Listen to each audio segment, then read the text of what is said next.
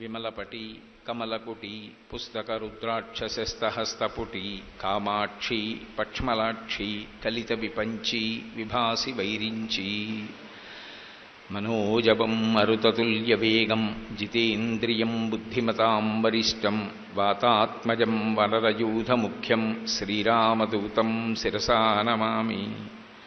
ఆపదామపహర్తారం దాతారం సర్వసంపదాం లోకాభిరామం శ్రీరామం భూయో భూయో నమామ్యహం. హరి ఓం. పరమేశ్వర స్వరూపైన సభకి నమస్కారం. నేను నిన్న మీతో మనవి చేసి ఉన్నాను, శ్రీరామాయణం వేదోపబృంహణం. వేదమే శ్రీరామాయణ కావ్యంగా ఈ లోకంలో అవతరించింది. ఆ కారణం చేత సమస్తమైనటువంటి ధర్మములను కూడా శ్రీరామ మాట్లాడుతుంది. అందులో ప్రధానంగా ఈ జాతి సంస్కృతి అంతా కూడా ఎవరి యందు నిలబడుతుందో, ఎవరు పరిధిని అతిక్రమించినంత మాత్రం చేత సమాజంలో అవ్యవస్థ ఏర్పడుతుందో అటువంటి ఆడదానికి ఉండవలసినటువంటి కట్టుబాటు గురించి ఎంతో గొప్పగా ఆ కుశనాభోపాఖ్యానాన్ని విశ్వామిత్ర మహర్షి రామచంద్రమూర్తికి వివరిస్తారు. 9 కుమార్తెలు కుశనాభుడికి ఉన్నప్పటికీ, 9 కూడా చాలా అందగత్తెలైనప్పటికీ, వాయువు వారిని మోహించి వివాహం చేసుకుంటానన్నప్పటికీ తండ్రి యొక్క అనుజ్ఞ లేకుండా మేము వివాహం చేసుకోమని, మేము చేసుకోవడమే కాదు అసలు ఈ భారతదేశమునందు ఎప్పుడూ కూడా ఆడపిల్ల తండ్రిని కాదని వివాహము చేసుకునేటటువంటి రోజు రాకుండుగాక అన్న విశేషాన్ని రామచంద్రమూర్తికి వివరించి, తదనంతరం చూళి అనబడేటటువంటి ఒక మహర్షి తపస్సు చేస్తుండగా సోమద అనబడేటటువంటి గంధర్వకాంత ఆయనని అనేక రకాలైనటువంటి శుశ్రూషలతో మెప్పించింది. ఒక గురువు కేవలము శుశ్రూషకు మాత్రమే పారవస్యాన్ని పొందుతాడు అని నిన్న నేను మీకు వివరించడం జరిగింది. ఆ చూళి మహర్షి సోమదని అడిగాడు, నువ్వు నన్ను ఇంతగా అనుగమించావు, ఇంత సేవించావు, ఇంత శుశ్రూష చేశావు, నీకు నేను ఏదైనా వరం ఇవ్వాలనుకుంటున్నాను, నీకేం కావాలని అడిగాడు. ఆవిడందే, నువ్వు రాశీభూతమైనటువంటి బ్రహ్మజ్ఞానానివి, అపర చతుర్ముఖ బ్రహ్మవు, అపారమైనటువంటి తేజోవంతుడవు. నాకు నీ అనుగ్రహ కటాక్షణం చేత నీవు ఎంత తపశ్శక్తి సంపన్నుడవో అటువంటి కుమారుణ్ణి నాకు అనుగ్రహించు.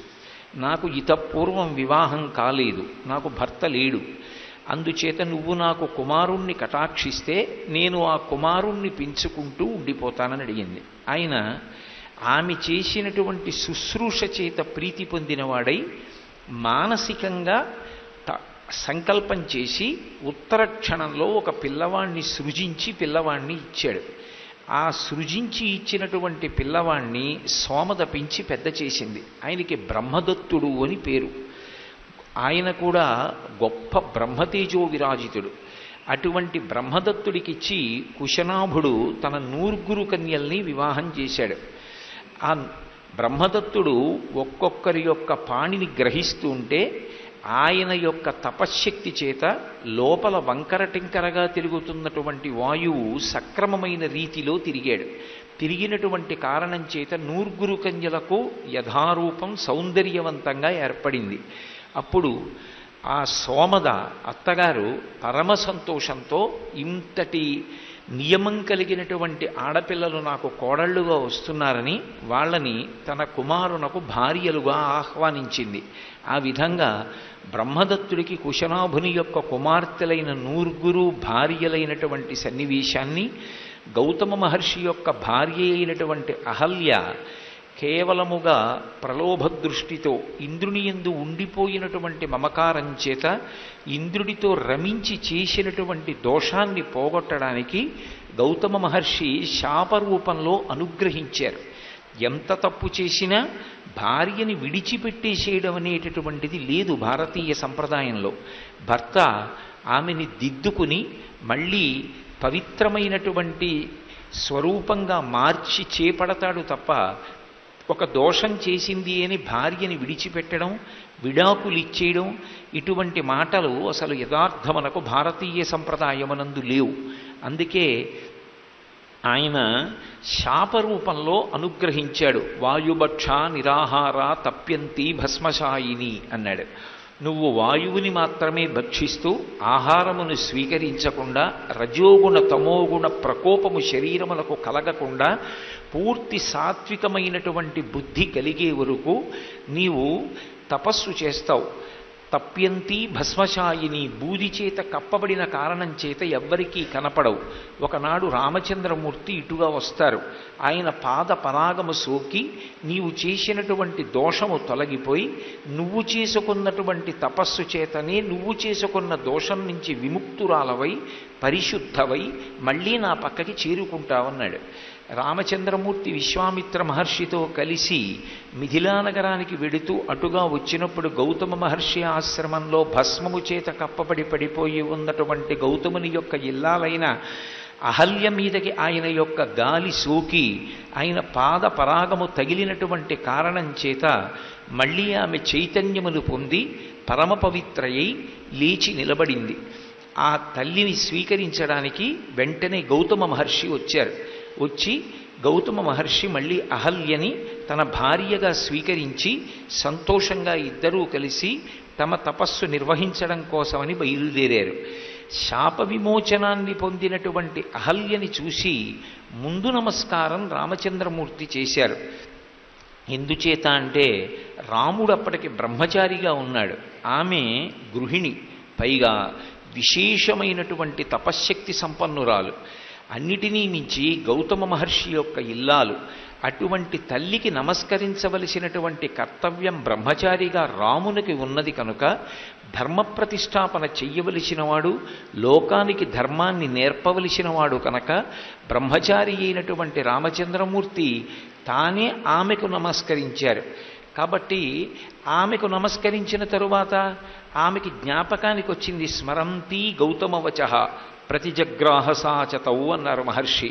గౌతముడు చెప్పిన మాట జ్ఞాపకానికి వచ్చింది. రాముడు ఇటుగా వచ్చినప్పుడు నీవు చేసినటువంటి దోషము ఆయన యొక్క స్పర్శ చేత తొలగిపోతుంది. అప్పుడు నువ్వు ఆయనకి ఆతిథ్యం ఇచ్చి గౌరవ మర్యాదలు నడపవలసినది అని. అందుకే ఆ ఇల్లాలు ఆ రామచంద్రమూర్తికి, లక్ష్మణస్వామికి, విశ్వామిత్రుడికి అర్ఘ్యపాద్యాది సత్కారములను చేసి గౌరవించింది. తదనంతరం గౌతమ మహర్షి, అహల్య ఇద్దరూ కూడా తమ ఆశ్రమానికి తపస్సు చేసుకోవడం కోసమని బయలుదేరిపోయారు. కాబట్టి శ్రీరామాయణంలో విశ్వామిత్ర మహర్షి రామచంద్రమూర్తితో ఈ కథ ప్రస్తావన చేసినప్పుడు అక్కడే అహల్య శాప విమోచనాన్ని పొందినప్పుడు రాముడికి అసలు తపస్సుకుండేటటువంటి శక్తి ఎటువంటిది, భారతీయ ధర్మంలో వైవాహిక జీవితానికి ఉండేటటువంటి గొప్పతనం ఎటువంటిది, ఇవాళ ఒక స్త్రీని భార్యగా స్వీకరించడం, రేపు విడిచిపెట్టడం అటువంటిది చెయ్యడం కాదు. ఇక్కడ స్త్రీని భార్యగా స్వీకరించడం అంటే ధర్మపత్నిగా స్వీకరిస్తారు తప్ప కామపత్నిగా స్వీకరించరు. అందుకే ధర్మపత్ని సమేతస్య, ఆమె ధర్మమునకు ఆలవాలము, ధర్మమునకు చేయూత. ఆమె పక్కన ఉంటే యజ్ఞయాగాది క్రతువులు చెయ్యగలడు. ఆమె పక్కన ఉంటే తన కడుపున పుట్టిన కుమార్తెకైనా కన్యాదానం చెయ్యగలడు. ఆమె కాని లేదో తాను యజ్ఞం చెయ్యడానికి కూడా ఇక అధికారి కాడు. ఎడంభుజం మీద ఉత్తరీయం వేసుకోవడానికి అధికారం కూడా ఉండదు.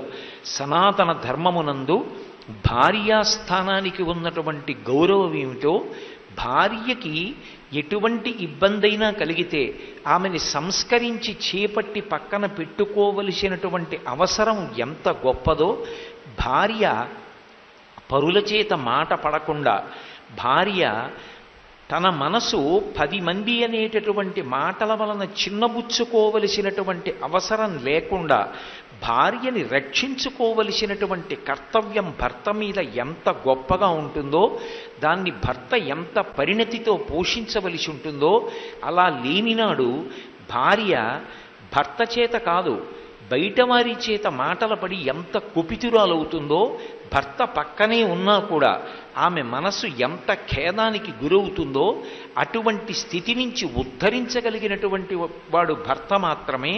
ఆ భర్త భార్యకి సుఖాన్ని కల్పించడంలో, పేరు ప్రఖ్యాతులు తేవడంలో, గౌరవాన్ని సంపాదించి పెట్టడంలో, ఆమె కీర్తివంతురాలై పరమ సంతోషంతో తృప్తిగా జీవనం గడిపేటట్టుగా చెయ్యడంలో ఒక భర్తకి ఎంత గొప్ప పాత్ర ఉంటుందో, తాను ఎలా వ్యవహరించవలసి ఉంటుందో వైవాహిక జీవితం గురించి రామచంద్రమూర్తికి చెప్పకుండానే ఒక అద్భుతమైనటువంటి ఘట్టాన్ని విశ్వామిత్రుడు ప్రబోధం చేశాడు. నిజానికి శ్రీరామాయణంలో రామచంద్రమూర్తి ఆదర్శవంతమైన భర్తగా నిలబడి ఉత్తరకాండలో సీతమ్మ తల్లి మళ్ళీ భూవివరంలోకి వెళ్ళిపోయే పర్యంతము సీతమ్మ తల్లిని అంత గొప్పగా కాపాడుకుని ఆమె మీద వేరొకసారి ఎవరూ నిందావాక్యం పలగకుండా జాగ్రత్త తీసుకున్నాడు అంటే, బాలకాండలో తాను బ్రహ్మచారిగా ఉండగా విశ్వామిత్రుడు గౌతముడు అహల్యల యొక్క వృత్తాంతాన్ని చెప్పినటువంటి విధానం, అహల్య పొరపాటు చేసినా కూడా దిద్దుకుని గౌతమ మహర్షి మళ్ళీ తన పక్కన భార్యాస్థానంలో కూర్చోపెట్టుకుని ఖ్యాతి తీసుకొచ్చినటువంటి పద్ధతి రామచంద్రమూర్తిని దిద్దే. రామచంద్రమూర్తిని ఒక ఆదర్శవంతమైనటువంటి భర్తగా దిద్దినటువంటి కారణం చేత ఇప్పటికీ కూడా మనం ఇంట్లో పెళ్ళిళ్ళు చేస్తే సీతారాముల్లా బతకండి అంటాం. శుభలేఖ వేస్తే సీతారాముల యొక్క ముద్ర లేకుండా, వాళ్ళ యొక్క చిత్రం లేకుండా అసలు వివాహం కూడా చెయ్యం. ఎందుచేత అంటే మనుష్య జాతికి ఆదర్శవంతమైనటువంటి దాంపత్యము అంటే సీతారాములే ఆదర్శం.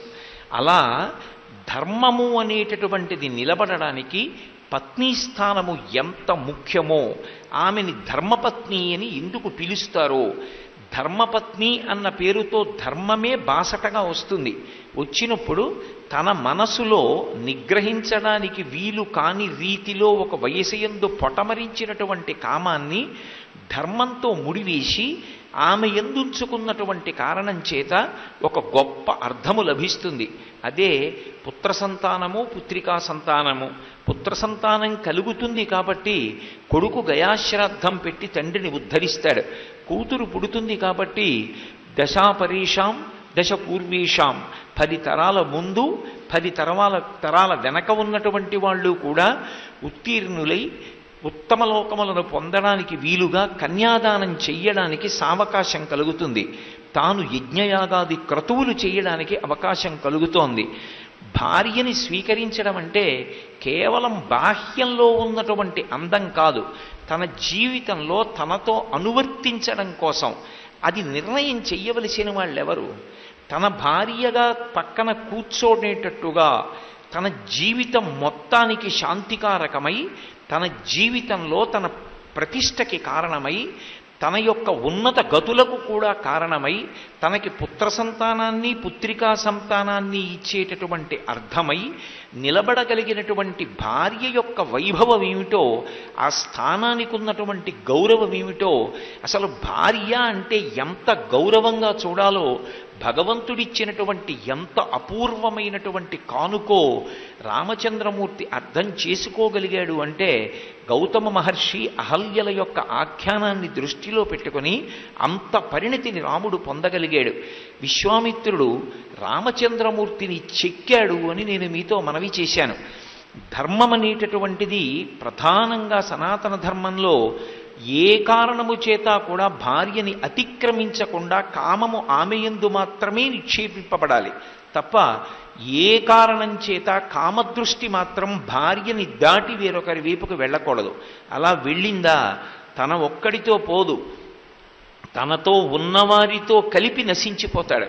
అలా కాకుండా ఉండాలి అంటే ఆ దాంపత్యం ఎంత ఆదర్శవంతంగా ఉండాలో, అందులో వచ్చే వైక్లభ్యాలను దిద్దుకోవడంలో పురుషుడికి అసలు పరిణతి ఎంత గొప్పగా ఉండాలో, భార్య మాటల్ని ఎక్కడ ఎలా స్వీకరించాలో, ఎక్కడ ఆమె అక్కసుతో మాట్లాడిన, ఆమె బాధతో అన్న దాన్ని పరిపూర్ణమైన హృదయంతో నాతో తప్ప ఎవరితో ఇలా మాట్లాడగలదు, నా దగ్గర కాబట్టి ఇలా మాట్లాడిందని ప్రేమతో స్వీకరించాలో రాముడికి అర్థమైంది.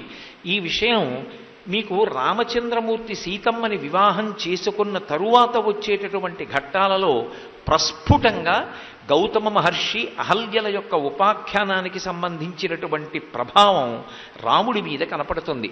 కాబట్టి అసలు ధర్మమునకు ఆలవాలమైనటువంటి గృహస్థాశ్రమం యొక్క వైభవం రాముడికి అర్థమయ్యేటట్టుగా ఆ ఇతివృత్తాన్ని తీర్చిదిద్ది బోధించినటువంటి ఘనత విశ్వామిత్రుడికి దక్కుతుంది. నాకైతే అప్పుడప్పుడు అనిపిస్తుంటుంది, అసలు పెళ్లి కావలసినటువంటి యువతీ యువకుల్ని కూర్చోపెట్టి శ్రీరామాయణంలో ఉండేటటువంటి జంటల గురించి మాట్లాడితే అసలు దాంపత్యం అంటే ఏమిటో అర్థమవుతుంది. రామాయణంలో అనేకమైన జంటలు కనపడతాయి.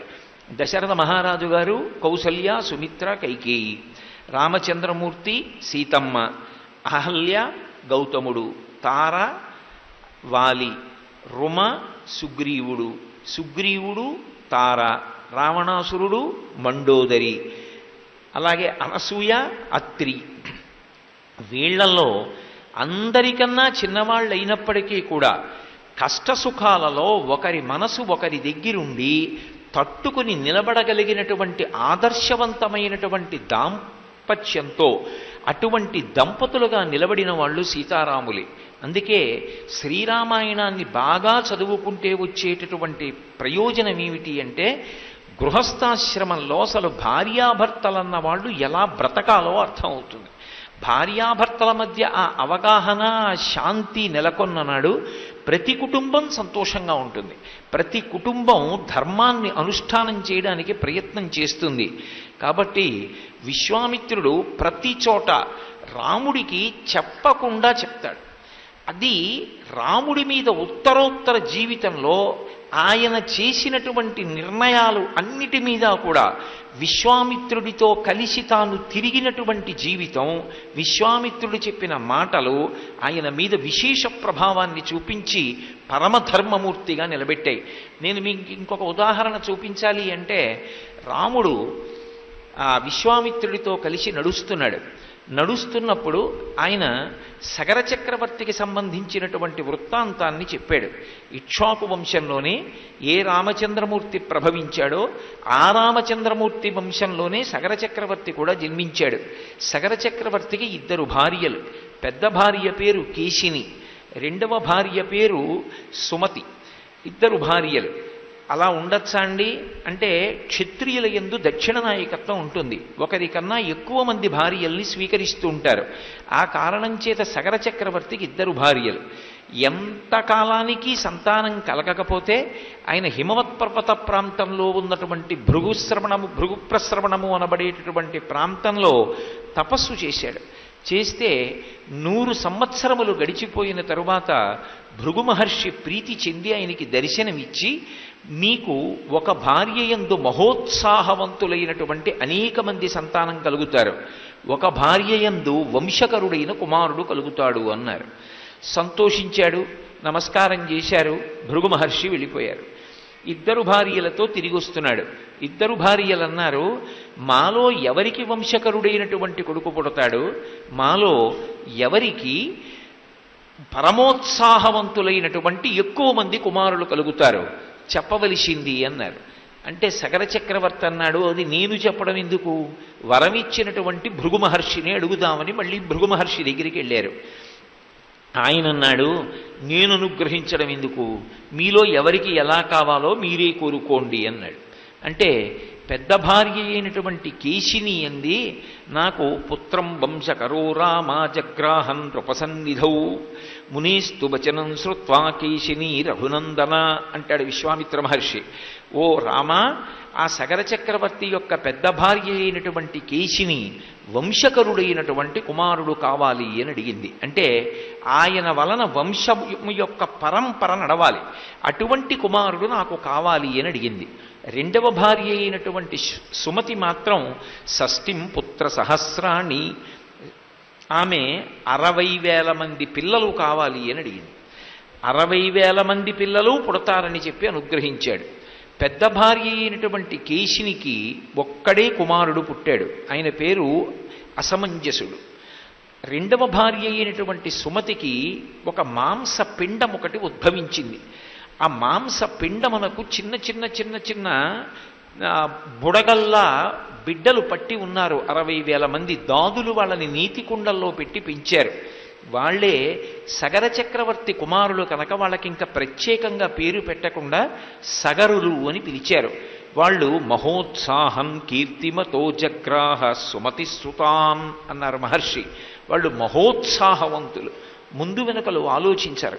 అటువంటి పిల్లలు పుట్టారు. కొంతకాలం అయింది. చెప్తున్నాడు రాముడితో విశ్వామిత్ర మహర్షి, సగర చక్రవర్తి యొక్క పెద్ద కుమార్తె పెద్ద భార్య అయినటువంటి కేశినికి జన్మించినటువంటి కుమారుడు అసమంజసుని యందు ఒక విపరీత ధోరణి ఉండేది.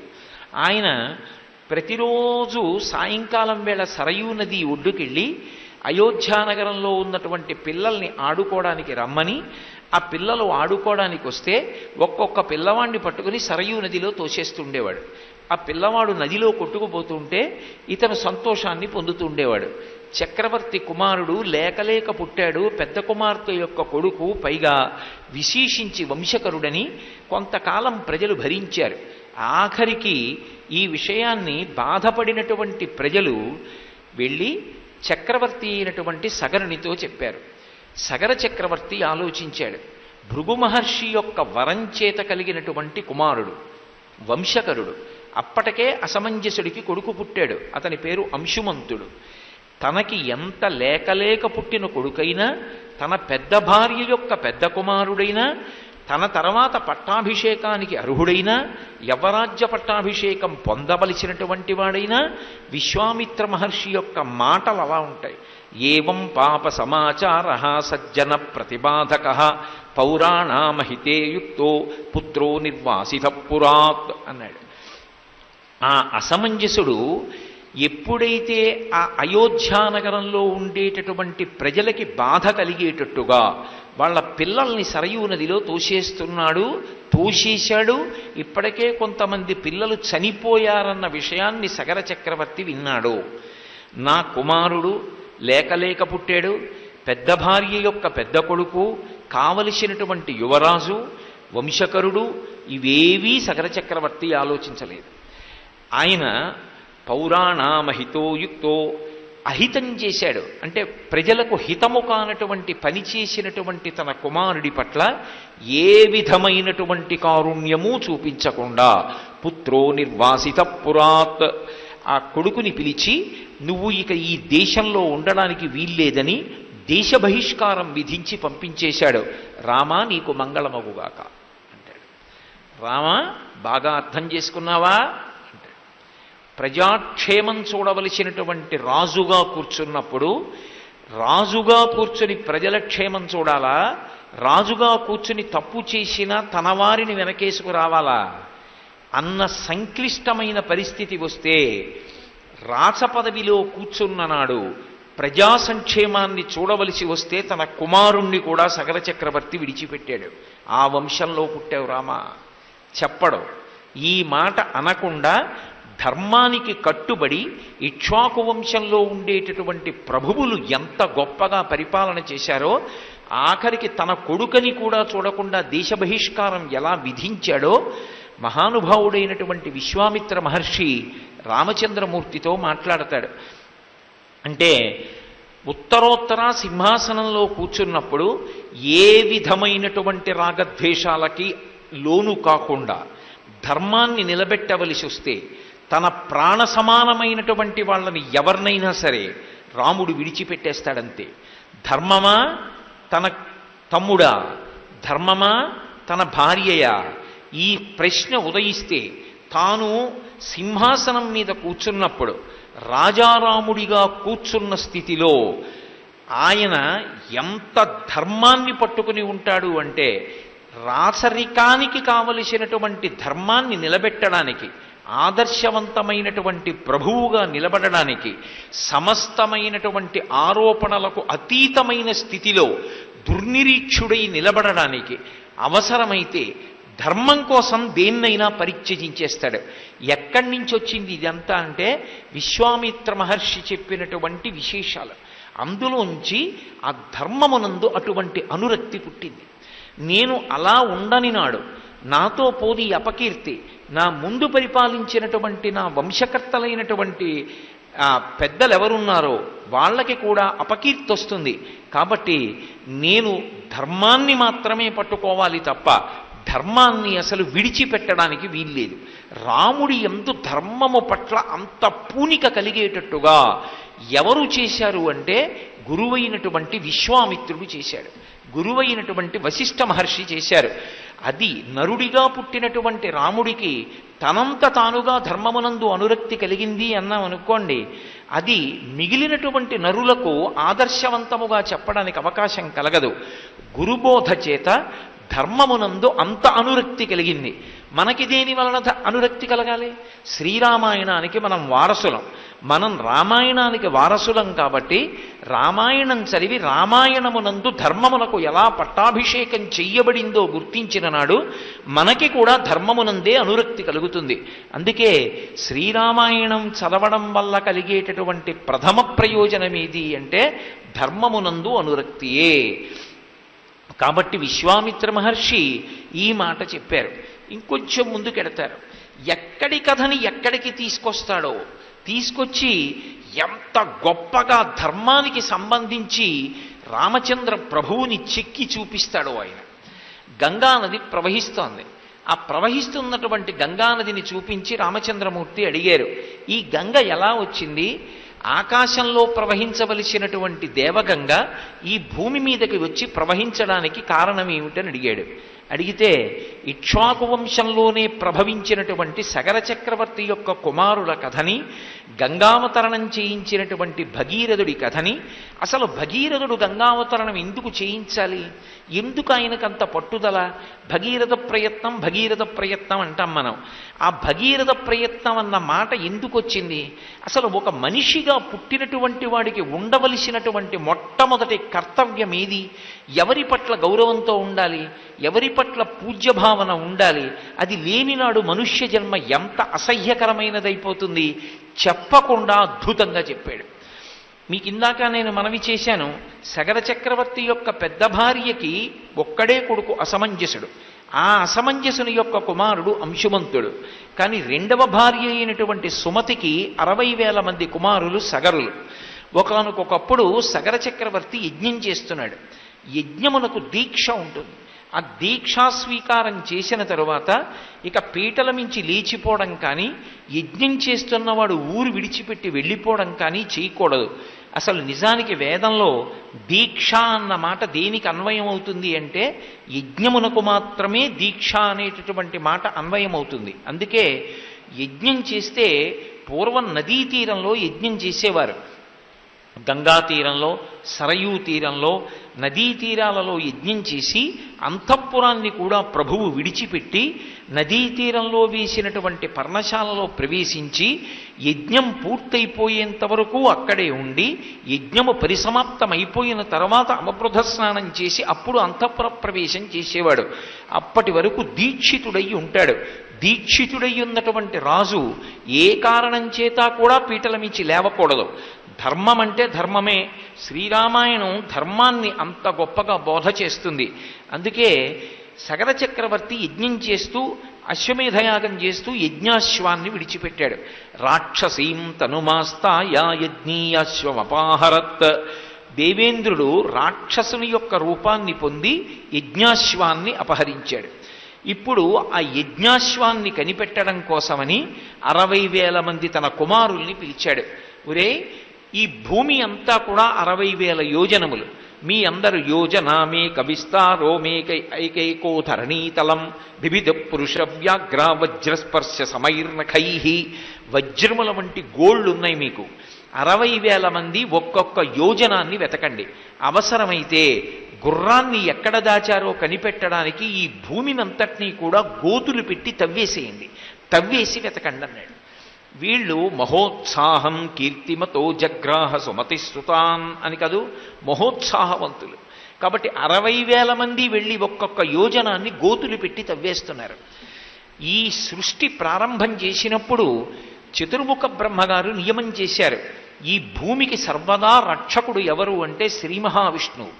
భూమిని నిష్కారణంగా తన్నడం కానీ, భూమికి నిష్కారణంగా గోతులు పెట్టడం కానీ, భూమి పట్ల అనాదర భావంతో ప్రవర్తించడం కానీ చేస్తే విష్ణువు యొక్క ఆగ్రహానికి గురవుతారు.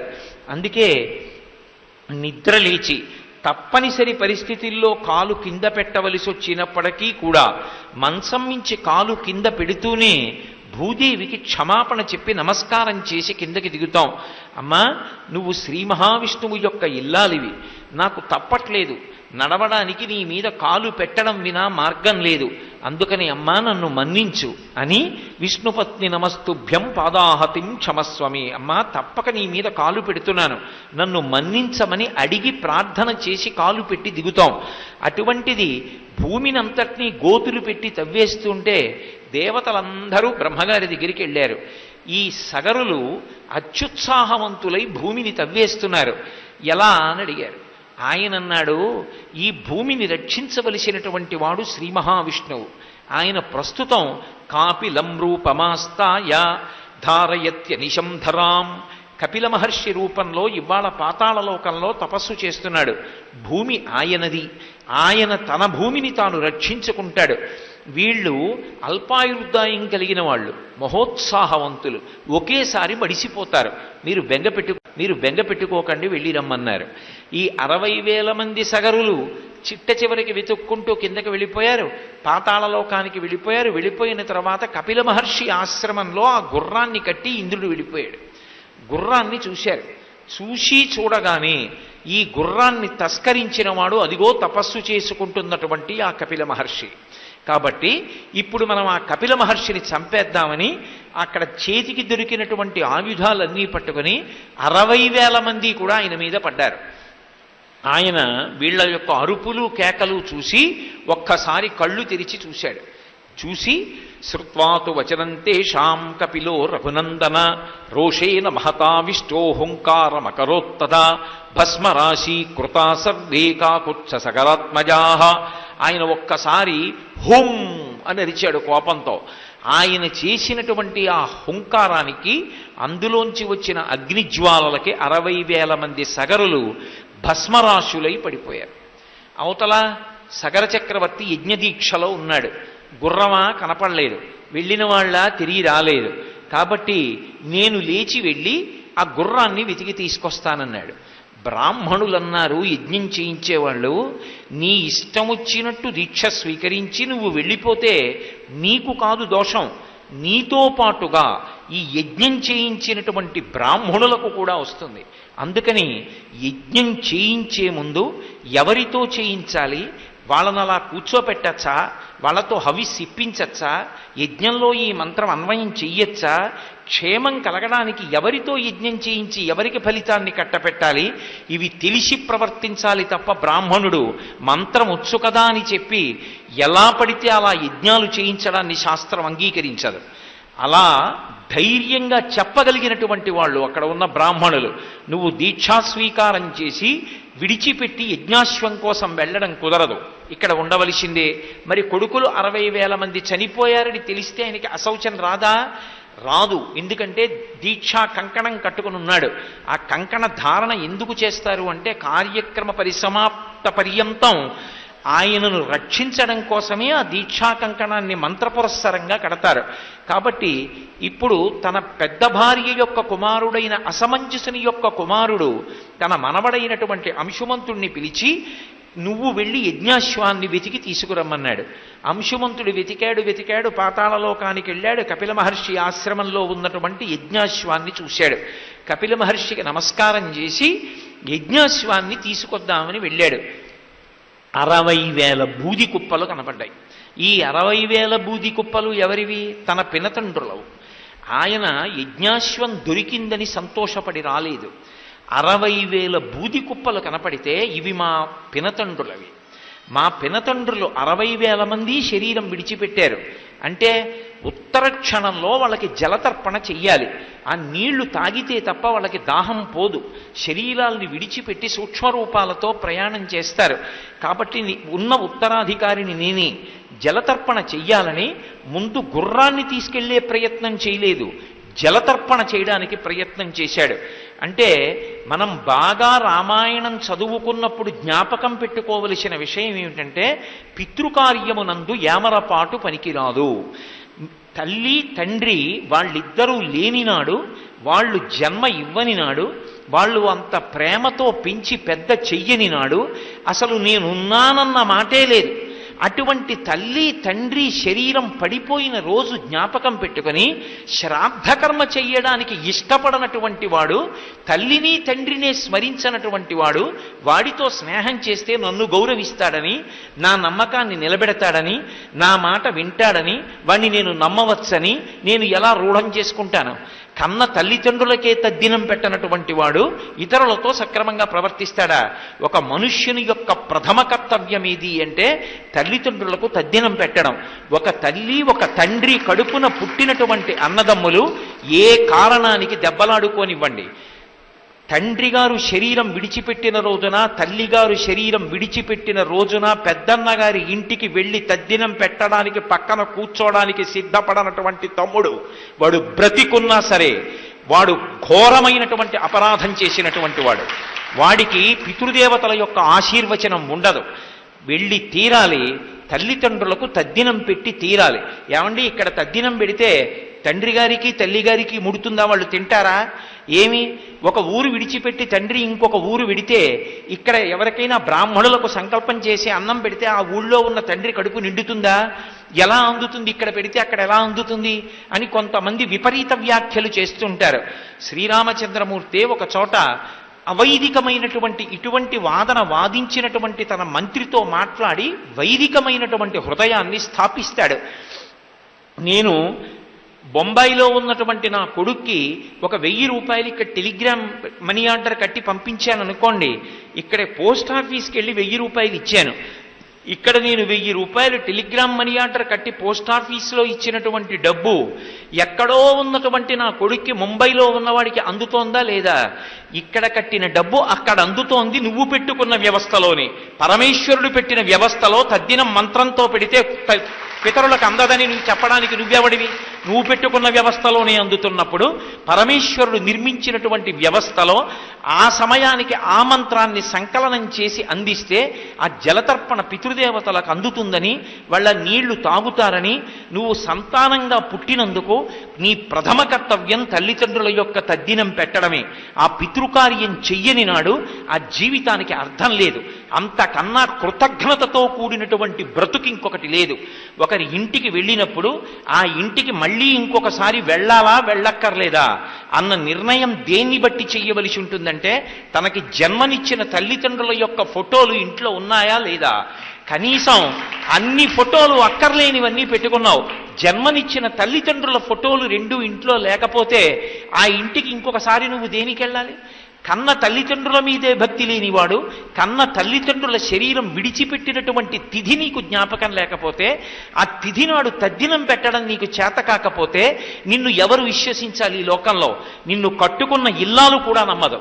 కన్న తల్లిదండ్రులకే తద్దినం పెట్టలేదే, వీడిని నమ్మి వీడితో సహజీవనం చేసి నేను మాత్రం ఏం పొందగలను అనుకుంటుంది. అందుకే పితృకార్యం ఎంత గొప్పదో, మనుష్యుడిగా పుట్టినవాడికి ఉండవలసినటువంటి ప్రప్రథమ ధర్మమేదో నిరూపణం చేసింది రామాయణం.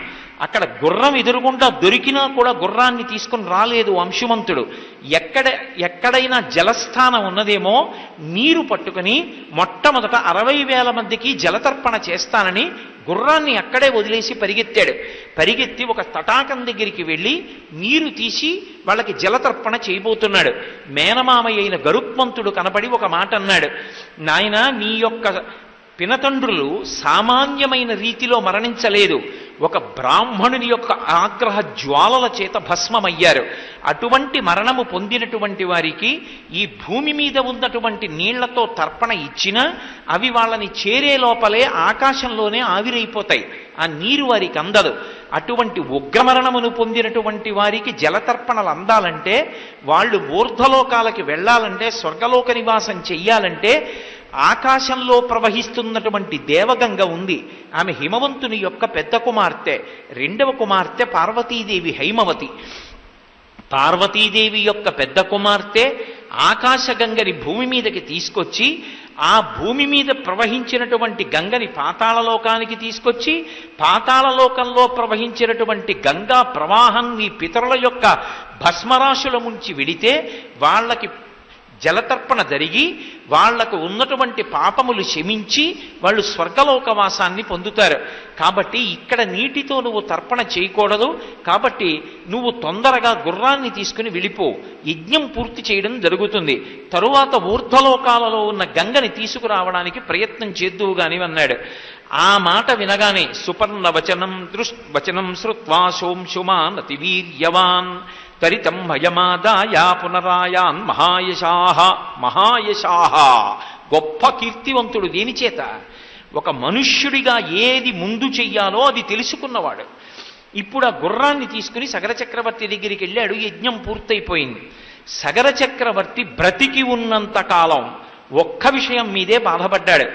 ఆకాశగంగని భూమి మీదకి ఎలా తీసుకురాలేకపోయాడు. అయిపోయింది. సగర చక్రవర్తి శరీరాన్ని విడిచిపెట్టేశాడు. సగర చక్రవర్తి తర్వాత అంశుమంతుడు రాజయ్యాడు. అంశుమంతుడు రాజైనప్పటికీ ఆయన తన జీవితకాలం అంతా కూడా కొన్ని వేల సంవత్సరములు త్రేతాయుగం యొక్క ఆయుర్దాయాన్ని అనుభవించి రాజ్య పరిపాలన చేసినప్పటికీ అయ్యో నా పితరులకు ఊర్ధ్వలోకవాసం కలగలేదు, జలతర్పణలు పొందలేకపోయారు, వాళ్ళకి తద్దినం పెట్టలేకపోయానని ఎంతో బాధపడి ఆకాశగంగని భూమి మీదకి ఎలా తీసుకురావాలో తెలియక ఆయన కూడా శరీరాన్ని విడిచిపెట్టేశాడు.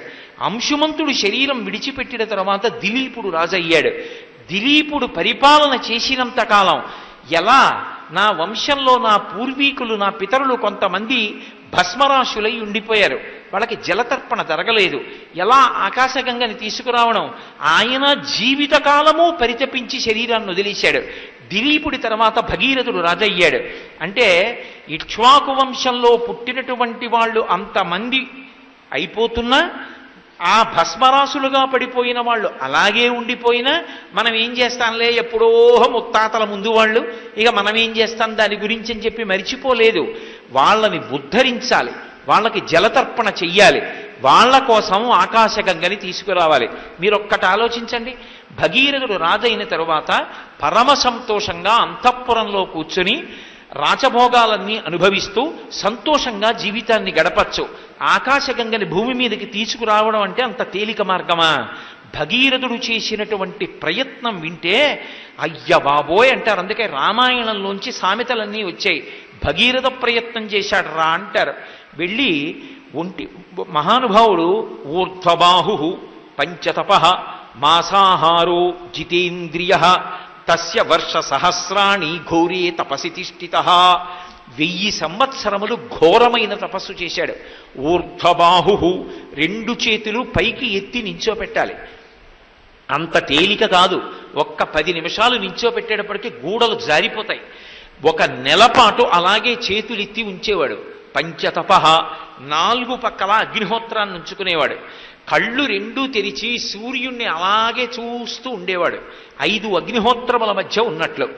5 అగ్నిహోత్రముల మధ్య ఉండి చేతులు పైకెత్తి నిలబడి మనసుని మాత్రం చతుర్ముఖ బ్రహ్మగారియందే ఉంచి ఇంత క్లేశం శరీరానికి కలుగుతున్న ఘోరమైన తపస్సులో 1000 సంవత్సరములు నిలబడ్డాడు. నెలకి ఒక్కసారి మాత్రమే అన్నం తిన్నాడు. ఎందుకని? శరీరం అన్నం తినకుండా తపస్సులో పడగొట్టేశారనుకోండి, ఆ శరీరము నదీ రూపాన్ని పొంది ప్రవహించి వెళ్ళిపోతుంది తప్ప ఆ శరీరం ఏది అనుకుందో అది సాధించడం కుదరదు. మహాభారతంలో భీష్మాచార్యుల వారిని సంహరించడం కోసం వారి మరణానికి కారణం అవ్వాలని అంబ తపస్సు చేసింది. తపస్సు చేసి తొందరగా సిద్ధి పొందాలని అన్నం తినడం కూడా మానేసింది. మానేస్తే గంగా నది చెప్తుంది అలా అయితే నదివైపోతావని. అన్నం తినకుండా తపస్సు చేసినందుకు సగం శరీరం నదైపోయింది. అయినా సరే తపస్సు చేసి ఆఖరికి శివసాక్షాత్కారాన్ని పొంది భీష్ముని యొక్క మరణమునకు కారణమై శిఖండి అయి పుట్టింది. అందుకని ఆహారాన్ని ఏదో ఒక కాలపరిమితిలో తినాలి. మాసాహారో జితేంద్రియ, నెలకి ఒక్కసారే అన్నం తింటూ ఇంద్రియములను జయించిన వాడై 1000 ఏళ్ళు తపస్సు చేశాడు. ఎవరి కోసం? బాగా ఆలోచించండి. తన కోసం కాదు. ఎక్కడో తనకి పూర్వం ఉన్నటువంటి వాళ్ళు పడిపోతే భస్మరాశులైపోతే అయ్యయ్యో వాళ్ళకి జలతర్పణ జరగలేదు, వాళ్ళకి జలతర్పణ జరగాలి, లేనినాడు నేను ఆ వంశంలో పుట్టి ప్రయోజనం ఏమిటి? తన ముందు పుట్టినటువంటి వాళ్ళకి ఉత్తరక్రియలు చేయడంలో అంతటి శ్రద్ధ పట్టారు ఇక్ష్వాకు వంశంలోని వాళ్ళు. అంత ఘోరమైన తపస్సు చేస్తే 1000 సంవత్సరముల తర్వాత హంసవాహనారూఢుడై చతుర్ముఖ బ్రహ్మగారు ప్రత్యక్షమయ్యాడు. అయి ఏం కావాలని అడిగాడు. అడిగితే ఆయన అన్నాడు, మా ఇక్ష్వాకు వంశంలో ఎప్పుడూ చక్రవర్తులు సంతానం కోసం ఇబ్బంది పడుతూ ఉంటారు, నా వంశంలో విచ్ఛిన్నం కాకుండా ఎప్పుడూ సంతానం కలిగేటట్టుగా అనుగ్రహించమని అడిగాడు. తప్పకుండా నీ వంశం అవిచ్ఛిన్నంగా పరంపరాగతంగా కొనసాగుతుంది, పుత్ర సంతానాన్ని పొందుతారు, బెంగ పెట్టుకోవద్దన్నాడు. రెండో వరం ఏం కావాలని అడిగాడు. నాకు ముందు పుట్టినటువంటి వాళ్ళు పితరులు భస్మరాశులై పడిపోయి ఉన్నారు, ఈ భూమి మీద ఉన్నటువంటి జలముల చేత వాళ్ళకి తర్పణ చేయడం కుదరదు, ఆకాశగంగని పాతాళలోకానికి తీసుకెళ్ళాలి, పాతాళలోకానికి వెళ్ళాలంటే ముందు భూమి మీద పడాలి, అందుకని ఆకాశగంగని భూమి మీదకి విడిచిపెట్టమని అడిగాడు. అంటే నది ఎటు ప్రవహించాలి, నదీ ప్రవాహాన్ని ఆపాలా ఆపకూడదా ఇవి మన నిర్ణయాలు కావు. నదీ ప్రవాహం ఎలా వెళ్ళాలో నిర్ణయం చేసింది బ్రహ్మగారు. బ్రహ్మగారు చేసిన నిర్ణయానికి అనుగుణంగా నదీ నదములు ప్రవహిస్తాయి. నదులు తూర్పు దిక్కుగా ప్రవహించి సముద్రంలో కలిస్తే నదములు పశ్చిమ దిక్కుగా ప్రవహించి సముద్రంలో కలుస్తాయి. రెండిటికీ పతి సముద్రుడే. అటువంటి గంగ ఆకాశం మించి భూమి మీదకి రావాలంటే మీ అనుగ్రహం ఉండాలి, మీ అనుమతి ఉండాలి, లేకపోతే భూమి మీదకి రాదు గంగ. అందుకు నేను గంగ గురించి తపస్సు చేయలేదు, మీ గురించి తపస్సు చేశాను. ఎంత ధర్మమో చూడండి. ఒక నదీ ప్రవాహం జోలికి వెళ్ళాలి అంటే చతుర్ముఖ బ్రహ్మగారి యొక్క అనుమతి లేకుండా అలా వెళ్ళడం సాధ్యం కాదు. ఏదో చిన్న చిన్న మార్పులకైతే ఏమో కానీ ఏకంగా ఆకాశంలోంచి గంగ భూమి మీద పడాలంటే అనుగ్రహించవలసినటువంటి వాడు కేవలము బ్రహ్మగారు. అందుకే నీ గురించి తపస్సు చేశాను, మహానుభావ అనుగ్రహించు, నా పితృదేవతలు తరించాలని అడిగాడు. అడిగితే ఆయన అన్నాడు, గంగాయా పతనం రాజన్ పృథివీన సహిష్యతి తాం వై ధారయుతం వీరనాణ్యం పశ్యామి శూలినః. ఆకాశగంగ వడులతో సుడులతో భూమి మీద పడితే ఈ భూమి తట్టుకోలేదు. అందుకే భూమి మీద గంగ పడడానికి మధ్యలో ఒకరు పట్టుకోవాలి, పట్టుకుని భూమి మీద కొదలాలి. అలా గంగని పట్టగలిగిన వాడు నాకు పరమశివుడు తప్ప వేరొకడు కనపట్టలేదు. వీరనాణ్యం పశ్యామి శూలినః. ఆ పరమశివుణ్ణి నేను ఆదేశించలేను, శివా నువ్వు గంగని పట్టు అని నేను అనలేను. ఆయన అధికుడు, పరమోత్కృష్టుడు. అందుకని శివుడి గురించి తపస్సు చేయి. శివుడు అంగీకరించి వచ్చి నిలబడితే అప్పుడు ఆకాశగంగని భూమి మీద పడడానికి నేను అనుమతిస్తాను. మధ్యలో శివుడు పట్టుకుంటాడు. అది భగీరథ ప్రయత్నం అంటే. ఎవరి కోసం? అస్తమానం మళ్ళీ వెనక్కొచ్చి చూడాలి. తన పితరుల కోసం, తన పూర్వీకులు తరించడం కోసం. శరీరాన్ని విడిచిపెట్టిన వాళ్ళకి తద్దినం పెట్టడం అన్నదాన్ని వాళ్ళు తరించడానికి, ఉన్నవాళ్ళు వారసులు పితృకార్యం చెయ్యడానికి ఎంత ప్రాధాన్యత ఉందో. రామా నువ్వు ఎలా బ్రతకాలో తెలుసా? చెప్పకుండా చెప్తున్నాడు విశ్వామిత్రుడు రామచంద్రమూర్తితో. పితృదేవతానుగ్రహం ఎంత అవసరమో, పితృకార్యం చేసి తీరడం ఎంత అవసరమో నేర్పుతున్నాడు. భగీరథుడు మళ్ళీ గోకర్ణం వెళ్ళి పరమేశ్వరుడి గురించి తపస్సు చేశాడు. చాలా కాలం తపస్సు చేసిన తరువాత పరమశివుడు ప్రత్యక్షమయ్యాడు. ప్రీతస్తేహం నరశ్రేష్ఠ కరిష్యామి తవా ప్రియం శిరసా ధారయిష్యామి శైలరాజసుతామహం. నీకోసం నీ యందు ప్రీతి చెందాను కాబట్టి, నీకున్నటువంటి ధర్మనిష్ట చేత ప్రీతి చెందాను. నీకు వంశంలో ఎప్పుడో పుట్టినటువంటి పూర్వీకులు తరించాలని ఆకాశగంగని తేవాలని ప్రయత్నిస్తున్నావు. నీ యొక్క పూర్వీకులు తరించడానికి నువ్వు చేస్తున్నటువంటి ప్రయత్నం చేత ప్రీతస్తేహం నరశ్రేష్ఠ, నరుల యందు శ్రేష్ఠుడైన వాడా, ఒక మనుష్యుడు ఎలా బ్రతకాలో అలా బ్రతుకుతున్నవాడా, నీ కొరకు గంగని పడతాను పద అని హిమవత్పర్వత ప్రాంతానికి వచ్చి బిందు సరోవర ప్రాంతంలో 2 చేతులు నడుము మీద వేసుకుని ఆ జటాజూటాన్ని విప్పి నిలబడ్డాడు. ఆకాశగంగని విడిచిపెట్టమన్నాడు. చతుర్ముఖ బ్రహ్మగారు గంగని భూమి మీదకి వెళ్లే ముందు శివుడికి తగిలి శివుడి మించి భూమి మీద పడి భూమి మించి పాతాళలోకానికి వెళ్ళమన్నారు. పాపం భూమి మించి పాతాళలోకానికి ఏ మార్గం గుండా వెళ్లి తన పూర్వీకులు భస్మరాసులై పడిపోయి ఉన్నారో ఆ భస్మరాసులను చూపించి వాళ్ళ మించి ప్రవహింప చెయ్యడానికి భగీరథుడు సిద్ధంగా ఉన్నాడు రథమెక్కి. పైనుంచి పడుతున్నటువంటి గంగ అహంకరించి ఏమిటో ఈ పరమశివుడిలా నిలబడ్డాడు, తెలియదు పిచ్చివాడికి నా శక్తి, ఈడ్చేస్తాను కింద పడ్డప్పుడు. ఏమిటో అనుకుంటున్నాడు పట్టగలనని. ఇక్కడ నిలబడడం కాదు, మళ్ళీ మునిగి తేలేటప్పటికే పాతాళలోకంలో ఉంటాడు. అంత వేగంగా లాగేస్తాను, నా ప్రవాహ వేగం అంటే ఏమిటో చూస్తాడని అహంకారంతో పడుతోంది. చూశాడు పరమేశ్వరుడు.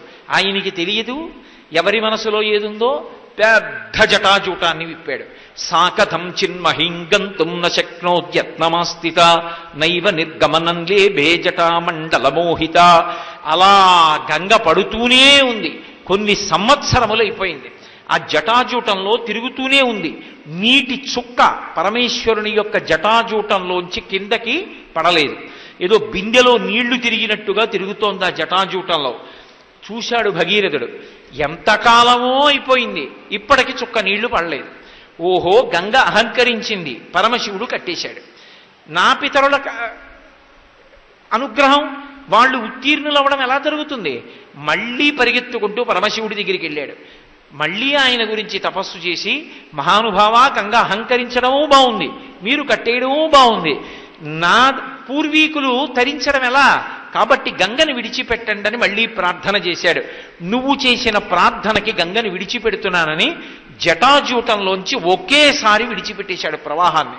విడిచిపెట్టేస్తే 3 ప్రవాహాలు తూర్పు దిక్కుగా 3 నదులుగా ప్రవహించాయి. ఆ తూర్పు దిక్కుకి ప్రవహించినటువంటి నదులకే ఇప్పటికీ కూడా మనం వాటిని ఆ 3 పేర్లతో లాదిని, పావని, నళిని అని పిలుస్తారు. పశ్చిమ దిక్కుకి 3 ప్రవాహాలు 3 నదులు వెళ్ళాయి. అవే సుచక్షువు, సీత, సింధువు అనబడేటటువంటి 3 నదులు పశ్చిమ దిక్కుకు వెళ్ళాయి. 7వ నదీ ప్రవాహం భగీరథుడి వెనకాతల బయలుదేరింది. భగీరథుడు పాతాళలోకంలో ఉన్నటువంటి తన పూర్వీకుల యొక్క భస్మరాసులు ఎక్కడున్నాయో చూపిస్తే వాటి మించి ప్రవహించడం కోసం బయలుదేరింది. యథా భగీరథో రాజా తతో గంగా యశస్విని జగామ సరితా శ్రేష్ఠ సర్వపాప ప్రణాశిని అని ఎటుగా ఆ అంశుమంతుని యొక్క రథం భగీరథుని యొక్క రథం వెడుతోందో అటుగా ఆ గంగ యొక్క ప్రవాహం కూడా వెడుతోంది. ఆ వెడుతుండగా ఒక చమత్కారం జరిగింది. అక్కడ జహ్ను మహర్షి తపస్సు చేస్తున్నారు, యజ్ఞం చేసుకుంటున్నారు. ఆ యజ్ఞవాటాన్నంతటినీ కూడా గంగ ప్రవాహం ముంచెత్తేసింది. ఈ గంగావతరణం జరిగినప్పుడు విచిత్రం ఏమిటంటే పైనుంచి తెల్లగా మెరిసిపోతూ మొసళ్ళు, పాములు, కప్పలు, చేపలు, ఎండ్రకాయలు ఇవన్నీ పడిపోతున్నాయి. ఆకాశంలో ఉన్నటువంటి యక్షులు, గంధర్వులు, కిన్నెరులు, కింపురుషులు, దేవతలు వీళ్ళందరూ అబ్బా అద్భుతం ఆకాశగంగా పడుతోందని వచ్చి వాళ్ళందరూ కూడా పరమశివుడి యొక్క శరీరానికి తాకి గంగ వస్తోంది. భవాంగపతితంతో ఎం పవిత్రమితి పస్పృశు. ఆయన శరీరానికి తాకింది కాబట్టి గంగ సర్వపాపములను పోగొట్టగలిగిన శక్తిని పొందింది. ఇందులో తలపెట్టడం కుదరదు, ఇంత పెద్ద ప్రవాహం. కాబట్టి మేము ఈ నీళ్లని చల్లుకుంటామని నీళ్లు చల్లుకుంటున్నారు. అనేకమైనటువంటి పాపాలు చేసి ఊర్ధ్వలోకాల్లోంచి కింద పడిపోయిన వాళ్ళు ఆ గంగాజలాలు పరమశివుడికి తగిలి ప్రవహిస్తున్నవి తల మీద ప్రోక్షించుకున్నంత మాత్రం చేత తమ పాపరాశులను పోగొట్టుకున్న వారై దివ్య శరీరాలతో దేవలోకాలకు వెళ్ళిపోతున్నారు. దేవలోకాలలో ఉన్న వాళ్ళందరూ అపూర్వం ఈ గంగావతరణం, ఈ గంగా ప్రవాహాన్ని చూడాలి మనమని చెప్పి భగీరథుడి వెనక వెళ్ళిపోతున్నటువంటి ప్రవాహానికి 2 ఒడ్ల మీద కూడా రథాలతోటి అనేకమైనటువంటి సంగీత వాద్య పరికరాలు మోగిస్తూ గంగవంక చూస్తూ సంతోషంతో పరుగులు తీస్తున్నారు. గంగ పరుగు పరుగు పరుగు పరుగున ప్రవహించి వెళ్ళిపోతోంది. ముందు భగీరథుడి రథం వెళ్ళిపోతోంది. భగీరథుడు పరమపరవశంతో ఉన్నాడు. అమ్మయ్య, ఇంతకాలానికి నా పూర్వీకులు తరించేటటువంటి అవకాశం కలిగిందని రంగతుంగ తరంగ సంఘములతో రంజిల్లు ఘోషంబుతో బంగారంబగు పొంగుతో నురగతో పువ్వాట తుంపర్లతో భంగుల్ సల్పుచు జంఘలించుత నభోభాగము నుండి జారన్ గంగమ్మను దల్చితే శిరమునన్ రంజిల్లుతున్ శంకర అని ఆ గంగ ప్రవాహం విడిపోతుంటే జహ్ను మహర్షి తపస్సు చేస్తున్నటువంటి యజ్ఞవాటాన్ని ముంచెత్తి తన ప్రవాహంలో కొట్టుకుపోయేటట్టుగా తీసుకుపోయింది. జహ్ను మహర్షికి ఆగ్రహం వచ్చింది. వచ్చి తన తపశ్శక్తితో ఒక్కసారి ఆ గంగా ప్రవాహాన్నంతటినీ కూడా ఆయన తాగేశాడు. ఇప్పటి వరకు హిమవత్ పర్వతం దగ్గర నుంచి వస్తున్నటువంటి ఉద్ధృతమైనటువంటి నదీ ప్రవాహం అకస్మాత్తుగా అంతర్ధానమైపోయింది. ఆశ్చర్యపోయారు దేవతలు మొదలైన వాళ్ళందరూ. భగీరథుడు వెనక్కి తిరిగి చూశాడు. ఇంత కష్టపడి తీసుకొచ్చినటువంటి భాగీరథి పాయ ఆ గంగ అదృశ్యమైపోయింది. ఏమైపోయిందని అడిగాడు. జహ్ను మహర్షి తాగేశాడన్నాడు. మళ్ళీ వెళ్ళి జహ్ను మహర్షి పాదాల మీద పడ్డాడు. అయ్యా, ఎంతో కష్టపడి నా పూర్వీకుల్ని ఉద్ధరించడానికి తీసుకొచ్చాను, దయచేసి ఆ ప్రవాహాన్ని విడిచిపెట్టండి అన్నాడు.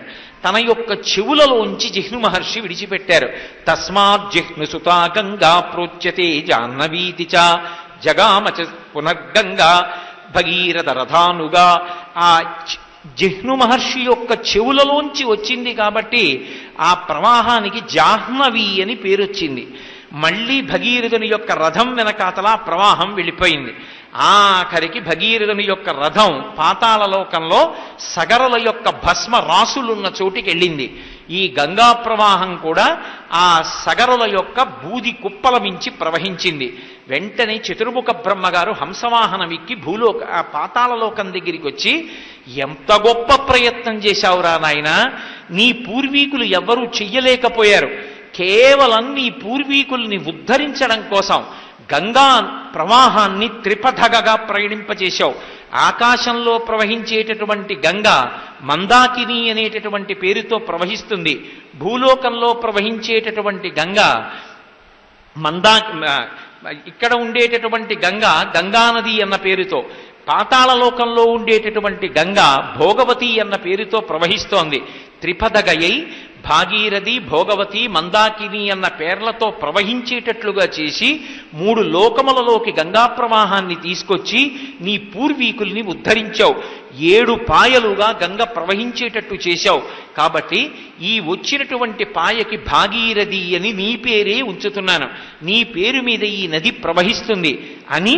అసలు వాల్మీకి మహర్షికి ఎక్కడా కూడా ఫలశ్రుతి చెప్పే అలవాటు లేదు రామాయణంలో. అటువంటిది గంగావతరణం అనేటటువంటిది ఎవరు వింటున్నారో వాళ్ళందరికీ కూడా ఆయుర్దాయము, కీర్తి, తేజస్సు కలుగుతాయని అనుగ్రహించారు. అటువంటి గంగని అంత కష్టపడి భగీరథుడు తీసుకొచ్చాడు అంటే ఎవరి కోసం తీసుకొచ్చాడు? తన యొక్క పూర్వీకులను తరింప చేయడానికి గంగా ప్రవాహాన్ని తీసుకొచ్చి జలతర్పణ చేసి ఆ 60,000 మంది తరించేటట్టుగా చేశాడు. అంటే శ్రీరామాయణంలో ప్రథమ ధర్మంగా మనుష్యుడిగా పుట్టినటువంటి వాడు జ్ఞాపకం పెట్టుకోవలసింది ఏది అంటే పితృరుణంతో పుడతాడు. నేను పెళ్లి చేసుకోనండి, పెళ్లి చేసుకోవడం ఎందుకండి, పెళ్లి చేసుకోకుండా ఉంటే హాయిగా ఏదో భగవదారాధన చెయ్యొచ్చండి, మెట్ట వేదాంతం. నిన్ను పెళ్లి చేసుకోవడం మానేసి భగవంతుడి యొక్క అనుగ్రహం పొందమని ఏ శాస్త్రాలు చెప్పలేదు. ఆశ్రమం మారడం అంటే కట్టు మీద కట్టు వేసుకుని కట్టు జార్చుకోవాలి. అలా జార్చుకుంటేనే వైరాగ్యం కలుగుతుంది తప్ప కట్టు జారకుండా వైరాగ్యం జోలికి వెడితే ఇంద్రియాణి బలిష్టాని నియుక్తాని మానద అపక్వస్య ప్రకుర్వంతి వికారాం స్థాననేకశః అంటాడు దేవీ భాగవతంలో వ్యాస భగవానుడు. ఇంద్రియములు పరమ బలవత్తరమైనటువంటివి, ఎప్పుడు ఎవరిని ఎక్కడ కాటు వేస్తాయో తెలియదు. ఇంద్రియాలకి ధర్మబద్ధమైనటువంటి ఆహారం అందిస్తే అవి ఆ సుఖములను అనుభవించి ఈ సుఖములు సుఖములా అనేటటువంటి వైరాగ్య సుఖాన్ని పొందుతాయి. అలా పొందాలంటే బ్రహ్మచారి అనబడేటటువంటి ఆశ్రమంలో ఉండి గురువుగారి శుశ్రూష చేసి వేదాధ్యయనం చెయ్యాలి. తర్వాత ఒక వయసు వచ్చిన తరువాత మనసులో పొటమరించేటటువంటి కామాన్ని బలవంతంగా తొక్కిపెట్టడం సాధ్యం కాదు కనుక ధర్మంతో ముడివేసి కామాన్ని ధర్మపత్నిని స్వీకరించి దాని వలన ధర్మబద్ధమైన సంతానాన్ని పొంది తనని తన తండ్రి ఎలా కన్నాడో అలా సంతానాన్ని కని తాను పితృరుణం నుంచి విముక్తుడు కావాలి. కాబట్టి తాను వివాహం చేసుకుని పితృరుణం నుంచి విముక్తుడు కావాలి తప్ప తాను నేను సంతానం కననని తాను వివాహం చేసుకోనని అనకూడదు. అసలు మనుష్య జన్మలో ప్రథమ రుణం ఏది అంటే పితృరుణమే. ఆ పితృరుణం తీర్చుకోవాలి. వెళ్ళిపోయినటువంటి పెద్దలకి ఆయా తిథులలో చెయ్యవలసినటువంటి పితృకార్యాన్ని తప్పకుండా చెయ్యాలి. మనుష్యునికి ఉండేటటువంటి అత్యంత ప్రధానమైనటువంటి ధర్మం అది. అది లేనినాడు అసలు ఆ మనుష్య జన్మకి అర్థం లేదు. అటువంటి వాడితో మీరు ఏమైనా అనుకోవచ్చుగాక, నేనైతే ఏమంటానంటే అటువంటి వాడితో స్నేహం కాని, అటువంటి వాడితో బాంధవ్యం కాని, అటువంటి వాడి పట్ల గౌరవం కాని, అటువంటి వాడిని పలకరించవలసిన అవసరం కాని లేదు. వాడు ఉన్నాడంటే కారణం తల్లిదండ్రులు. అటువంటి తల్లిదండ్రుల శరీరం పడిపోయిన తిథి నాడు తద్దినం పెట్టడం చేత కాని వాడితో ఎలా గౌరవించి వాడిని నమ్మి ఎవడు స్నేహం చెయ్యాలి? తల్లిదండ్రులకే చెయ్యని వాడు లోకంలో ఎవరికి చేస్తాడు వాడు? కాబట్టి పితృకార్యం అనేటటువంటిది ఎంత అవసరమో, తల్లిదండ్రుల్ని ఎంత గౌరవించాలో బ్రతికుండగా సేవించాలి. శరీరం పడిపోయిన తరువాత పితృకార్యం వాళ్ళకి చేసి తీరాలి. ఇది వైదికమైనటువంటి ధర్మం. ఈ ధర్మాన్ని విశ్వామిత్రుడు గంగావతరణ ఉపాఖ్యానమునందు రామచంద్రమూర్తి యొక్క మనసులో బాగా నాటుకునేటట్టుగా చెప్పాడు. ఇది ఉత్తరోత్తర రాముడిలో ధర్మమునందు ఎంతటి పూనిక కల్పించిందో అర్థమవుతుంది. తద్దినం పెట్టడానికి నియమం ఉంటుంది. తద్దినం పెట్టేటప్పుడు నాకు ఏ సంభారం ఉన్నదో, నేను ఏది తింటున్నానో దాంతోనే తద్దినం పెట్టాలి. నేను రోజు చక్రకేళి అరటిపళ్ళు తింటాననుకోండి, చక్రకేళి అరటిపళ్ళు భోక్తలకు ఇవ్వాలి. నాకు అంత ఐశ్వర్యం లేదనుకోండి, నేను చాలా నిరుపేద జీవితాన్ని గడుపుతున్నాను అనుకోండి, పెద్దలకి తద్దినం పెట్టినప్పుడు కూడా నేను ఏం తింటున్నానో దానితోనే పెట్టాలి. అందుకే అయోధ్యకాండలో రాముడు అరణ్యవాసానికి వెళ్ళిపోతే రాముణ్ణి వెతుక్కుంటూ కౌసల్య, సుమిత్ర, కైకేయి బయలుదేరుతారు. భరతుడు బయలుదేరుతాడు, శత్రుఘ్నుడు బయలుదేరుతాడు, సమస్త సైన్యం, వశిష్ఠుడు అందరూ బయలుదేరుతారు. బయలుదేరి మొట్టమొదట భరతుడు పరుగున వెళ్ళి రాముడితో చెప్తాడు, అన్నయ్య, నాన్నగారు దశరథ మహారాజు గారు శరీరం విడిచిపెట్టేశారన్నయ్య అంటాడు. తండ్రి మరణించాడన్న వార్త తెలియగానే ఎంతటి మహాజ్ఞాని కానివ్వండి, రాముడు ఏం సామాన్యమైన వ్యక్తి కాదు, గొప్ప జ్ఞాని. ఆయన వీరాసనం వేసుకుని జ్ఞానబోధ చేస్తూ ఉంటాడు. అందుకే ఇప్పటికీ మనం ఒక శ్లోకం చెప్తుంటాం, వైదేహీ సహితం సురద్రుమతలే హైమే మహామండపే మధ్యే పుష్పకమాసనే మణిమయే వీరాసనే సుస్థితం అగ్రేవాతయతి ప్రభంజనసుతే తత్వం మునిభ్య పరం వ్యాఖ్యాంతం భరతాదిభి పరివృతం రామం భజే శ్యామలం అని. రాముడు సభామంటపంలో పుష్పక విమానంలో ఆయన కూర్చునున్నప్పుడు వీరాసనం వేసుకుంటాడంటే ఒక కాలు మీద ఒక కాలు వేసుకుని కూర్చుని చిన్ముద్ర ఇలా పట్టి తత్వం గురించి మాట్లాడుతుంటాడు. అలా మాట్లాడుతున్నప్పుడు సభలో భరతుడు ఉంటాడు, యువరాజు, ఇతర సోదరులు ఉంటారు, ఇతరులు అయినటువంటి పెద్దలు ఉంటారు. వ్యాఖ్యాంతం భరతాదిభి పరివృతం రామం భజే శ్యామలం. భరతుడితో పాటుగా అనేక మంది మునులు కూడా ఉంటారు. ఆయన దగ్గర తత్వం వింటూ ఉంటారు. అసలు ఆనవాయితీ ప్రకారం అయితే రాజు ముందు ఎవరు కూర్చోవాలి? యువరాజు కూర్చోవాలి ముందు వరుసలో యువరాజు కూర్చోడు. ఎవరు కూర్చుంటారంటే హనుమ కూర్చుంటారు. ఎందుకని అంటే జ్ఞాన సముపార్జన యందు అంతటి నిష్ఠాగరిష్ఠుడైన వాడు, జ్ఞానాన్ని పొందడంలో గురువుగారు చెప్తున్నప్పుడు చెవులు దొప్పలు చేసుకుని జుర్రగలిగినటువంటి వాడు, కదలిక లేకుండా గురువుగారు చెప్తున్న మాటల్ని అంత శ్రద్ధతో వినేటటువంటి వాడు స్వామి హనుమ కనుక ఆయనని ముందు కూర్చోబెట్టుకుంటారు.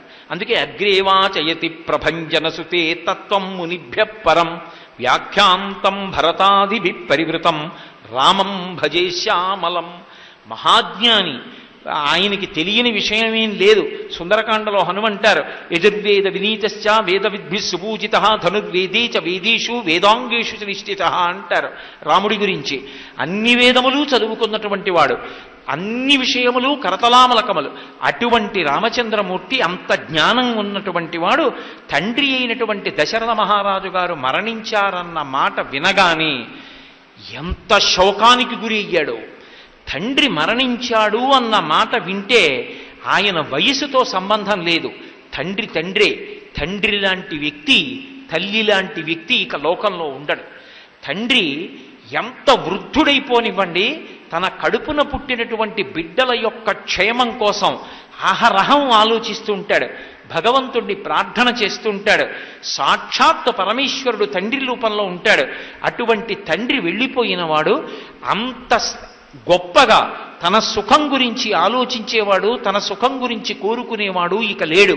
అటువంటి తండ్రి వెళ్ళిపోయాడు. గుండెలు బాదుకుని రామచంద్రమూర్తి అంతటి వాడు కంటి వెంట బాష్పధారలు కారుతుండగా ఏడ్చాడు. తండ్రి శరీరం పడిపోతే, తండ్రి మరణిస్తే, పెద్దవారు అయిపోయారండి, నాన్నగారి గురించి ఏడుపు ఏమిటండి, ఈ మాట అనడానికి వీల్లేదు. ధర్మము ధర్మమే. తల్లిదండ్రుల పట్ల ఆ భక్తి ఉండవలసిందే. కౌసల్యామాత వెనక మెల్లమెల్లగా నడుస్తూ వచ్చింది. పాపం అప్పటికే కడుపున పుట్టిన కొడుకు అరణ్యవాసానికి వెళ్ళిపోయాడు, పెద్ద కోడలు అరణ్యవాసానికి వెళ్ళిపోయింది. అవతల చూస్తే భర్తగారు దశరథ మహారాజు గారు శరీరం విడిచిపెట్టేశాడు. ఆవిడ ఏడిచినట్టుగా ఉంది. అంత నీరసపడిపోయి ఉన్న కౌసల్య రామభద్రుడు పైన ఉన్నాడని తెలిసి ఆయన కోసం మెల్లమెల్లగా ఆ బండలు తాకుతూ ఎక్కుతోంది. ఎక్కుతూ ఉంటే ఒక చోట తద్దినం పెట్టడం కోసమని చెప్పి పరిచినటువంటి దర్భల మీద గారపిండి ముద్దలు కనబడ్డాయి. ఆ గారపిండి ముద్దలు చూసి ఎంత ఏడ్చిందో కౌసల్య. ఈ దర్భలు తద్దినం కోసమే పితృదేవతలకి అందించడం కోసం, పిడచలు పెట్టడం కోసం పరచబడ్డాయి. వీటి యొక్క కొసలు ఉన్న దిక్కు చూస్తే తెలుస్తోంది వీటి మీద గారపిండి ముద్ద ఉంది. అంటే తాను ఏది తింటున్నాడో దాంతోటే తద్దినం పెట్టాలి. ఇవాళ నా కొడుకు రాముడు గారపిండి ముద్ద పెట్టాడంటే తినడానికి కడుపు నిండా భోజనం కూడా లేదనమాట. ధర్మానికి కట్టుబడి గారపిండి పర్ణశాలలో ఉంచుకొని అందులో నీళ్లు కలుపుకొని గారపిండి ముద్ద తింటున్నాడనమాట. ఆ గారపిండి ముద్దతోటే తద్దినం పెట్టాడని ఆవిడ ఎంత ఏడుస్తుందో. తద్దినం పెట్టడం అంటే నా దగ్గర ఇది లేదు, నా దగ్గర ఇది లేదు అన్న మాటతో సంబంధం లేదు. శ్రాద్ధము అంటేనే శ్రద్ధతో పెట్టవలసినది. అయ్యో నా తండ్రి, నా తల్లి శరీరం విడిచిపెట్టేశారు, ఏడాదికొక్క తిథి వాళ్ళని స్మరించి వాళ్ళు నిన్ను ప్రేమతో పెంచినటువంటి విషయాన్ని జ్ఞాపకం తెచ్చుకొని నీకు ఏది ఉందో దానితో తద్దినం పెట్టాలి.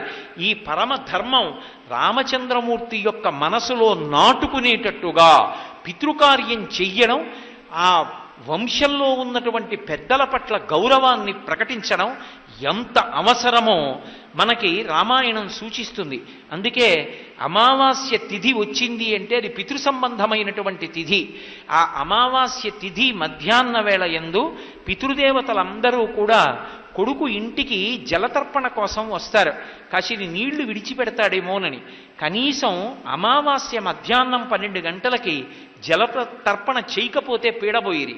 కనీసం 2 చేతులు ఖాళీ చేతులు 3 మార్లు ఇలా ఊపాలి ఇంట్లో నిలబడి. అంటే నాన్నగారు ఏమనుకోకండి, ఇవాళ నేను మీకేమీ ఇవ్వట్లేదు, కారణం ఏమంటే నేను చాలా హడావిడిగా ఉన్నాను అని 3 మాటలు రిక్తహస్తములను గాలిలో ఊపితే వాళ్ళు సంతోషంగా తిరిగి వెళ్ళిపోతారు.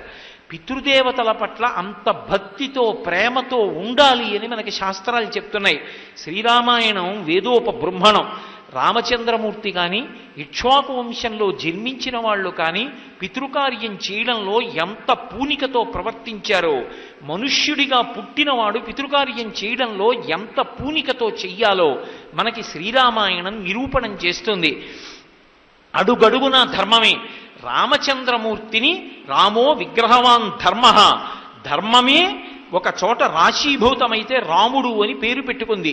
అటువంటి రాశీభూతమైన ధర్మంగా మార్చినటువంటి ఘనత వశిష్ఠ విశ్వామిత్రులకే దక్కుతుంది తప్ప రాముడు జన్మతః ధర్మమూర్తి అని నేను అన్నాను అనుకోండి, అప్పుడు అది నరుడి కథగా ఇతర నరులకు ఏ విధంగా ఆదర్శప్రాయం, వాళ్ళు అందులోంచి సందేశాన్ని ఎలా స్వీకరించాలి అన్న విషయంలో తడబాటు ఏర్పడుతుంది.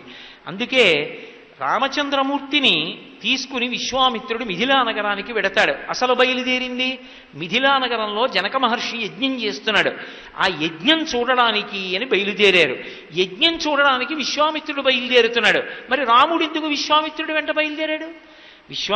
విశ్వామిత్రుడితో ఉన్న మహర్షులు యజ్ఞం చూడడానికి, జనకుడిని ఆశీర్వచనం చేయడానికి వెడుతున్నారంటే దానికి అందం ఉంది. ఎందుకంటే ఒక యజ్ఞం చేసేటప్పుడు మహర్షులందరికీ ఆహ్వానాలు అందుతాయి.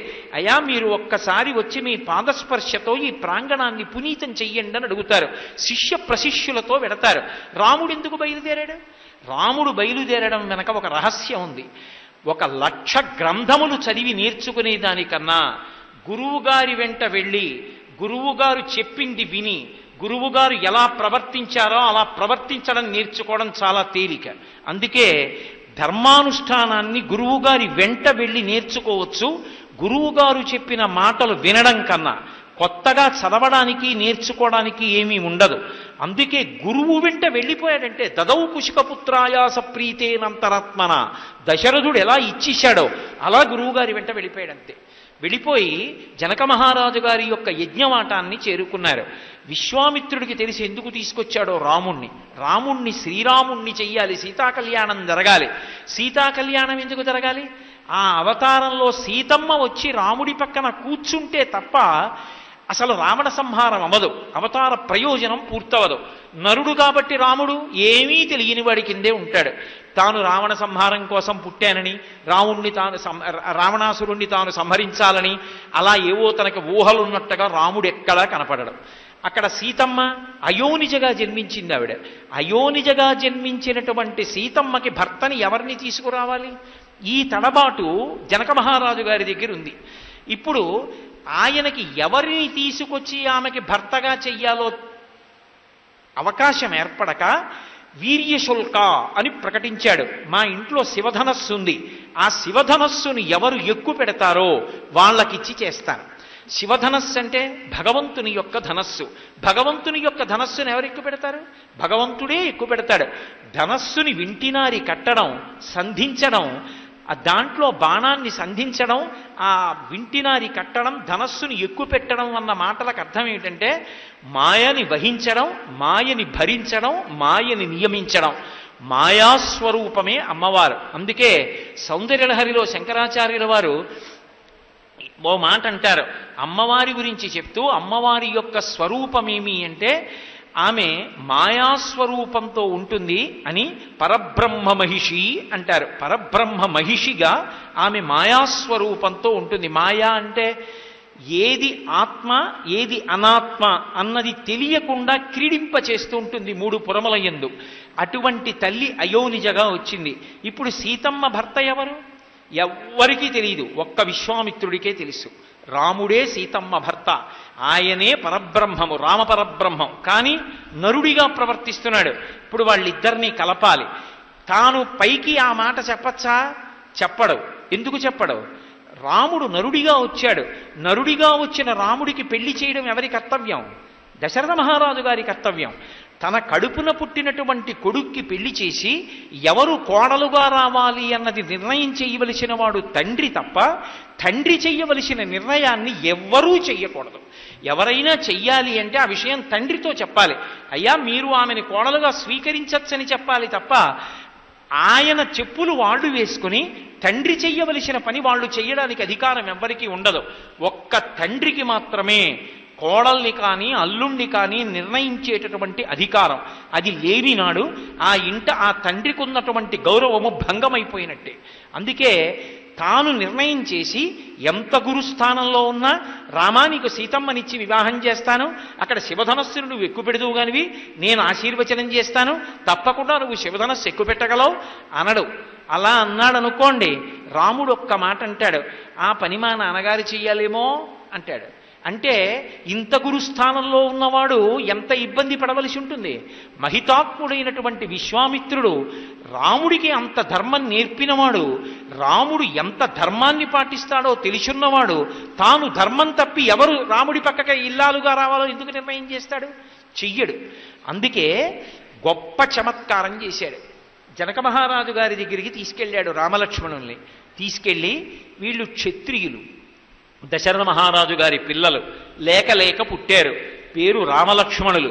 నీ దగ్గర ధనస్సు ఉంది కదూ, శివధనస్సు, వీళ్ళు క్షత్రియులు కదూ, ధనస్సులు అటువంటివి చూడటం అంటే వీళ్ళకి మురిపంగా ఉంటుంది.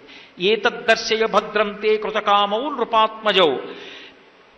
ఆ శివధనస్సుని తీసుకొచ్చి అక్కడ పెడితే వీళ్ళిద్దరూ చూస్తారు. చూసి యథేష్టం ప్రతియాస్యత, మళ్ళీ తిరిగి వెళ్ళిపోతారు. ఏది ఒక్కసారి ఆ ధనస్సు తెప్పించు చూస్తాడు అన్నారు. తప్ప శివధనస్సుని ఎక్కువ పెడతాడని కానీ, ఆయన ఎక్కువ పెట్టగలడని కానీ, ఆయనే సీతమ్మకి భర్త అని కానీ విశ్వామిత్రుడు ఎక్కడా చెప్పడం. అది విశ్వామిత్రుడి ధర్మం. ధర్మాన్ని నిలబెట్టడం అంటే అంత గౌరవం ఉంటుంది, అంత జాగ్రత్తగానూ ప్రవర్తించాలి. గురువుగా విశ్వామిత్రుడు ఎంత ధర్మ పరిపాలన చేస్తాడో చూడండి. అందుకే మహర్షి 1కి 4 మాటలు విశ్వామిత్రుడి పక్కన ధర్మాత్మ ధర్మాత్మ ధర్మాత్మ అంటుంటారు. ఎందుకని?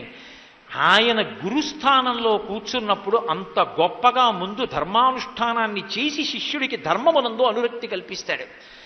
సరే, ఎప్పుడైతే శివధనస్సు చూపించమన్నాడో జనక మహారాజు గారు వెంటనే శివధనస్సు చూపించలేదు. ఆయన అన్నాడు, ఈ శివధనస్సుకి నా కూతురికి ఒక సంబంధం ఉంది. నా కూతురు అంటున్నానని నా కడుపున పుట్టిన పిల్ల అనుకుంటున్నావేమో, కాదు. అథమే కృషత క్షేత్రం లంగలాదుద్ధితామయా క్షేత్రం శోధయతా లబ్ధ్వా నాంనాసీతి విశ్రుత. నేను ఒకప్పుడు యజ్ఞం చెయ్యడం కోసమని భూమిని దున్నుతున్నాను. భూమిని దున్నుతున్నప్పుడు ఈ భూమి నుండి ఆమె పైకి లేచిందిలాగా. ఏదో పద్మావతీదేవి లభించినట్టుగా మంజూషయందు దొరకలేదు సీతమ్మ. సీతమ్మ భూమిలోంచి పైకి లేచింది అని చెప్పారు వాల్మీకి మహర్షి. ఉద్ధిత అని చెప్పారు. ఆమె పైకి లేస్తే జనక మహారాజు గారు ఆమెని చేతులలోకి తీసుకుని నిలబడ్డాడు. ఆయనకు ఒక అనుమానం వచ్చింది. ఈ పిల్ల భూమిలోంచి వచ్చింది, ఈ పిల్ల నా భార్య యందు జన్మించలేదు, కాబట్టి ఇప్పుడు ఈమె నాకేమవుతుంది? ఈమె నాకు దొరికింది తప్ప ఈమె నా కడుపున పుట్టిన పిల్ల కాదు. కాబట్టి ఇప్పుడు ఈమెతో నాకున్న అనుబంధం ఏమి? ఏ అనుబంధంతో నేను ఈమెని పెంచాలి? ఎందుకని ఆ మాట రావాలి అంటే, ఏ అనుబంధంతో పెంచుతున్నాడో దాన్ని బట్టి ఆయన ధర్మం ఉంటుంది. ఒక కూతురుగా పెంచాడనుకోండి, యోగ్యుడైనటువంటి అల్లుణ్ణి తేవడం ఆయన ధర్మం అవుతుంది. కాదు, ఆమె పరదేవతా స్వరూపిణి అంతవరకే ఉంటుందనుకోండి, నరకాంతగా ప్రవర్తించదనుకోండి, అప్పుడు ఆ ధర్మం వేరుగా ఉంటుంది. ఆయన కూడా ఆవిడ పాదాల మీదే పడవలసి ఉంటుంది. అందుకని జనకునికి అనుమానం వచ్చింది, రామాయణం అంతా ధర్మమే.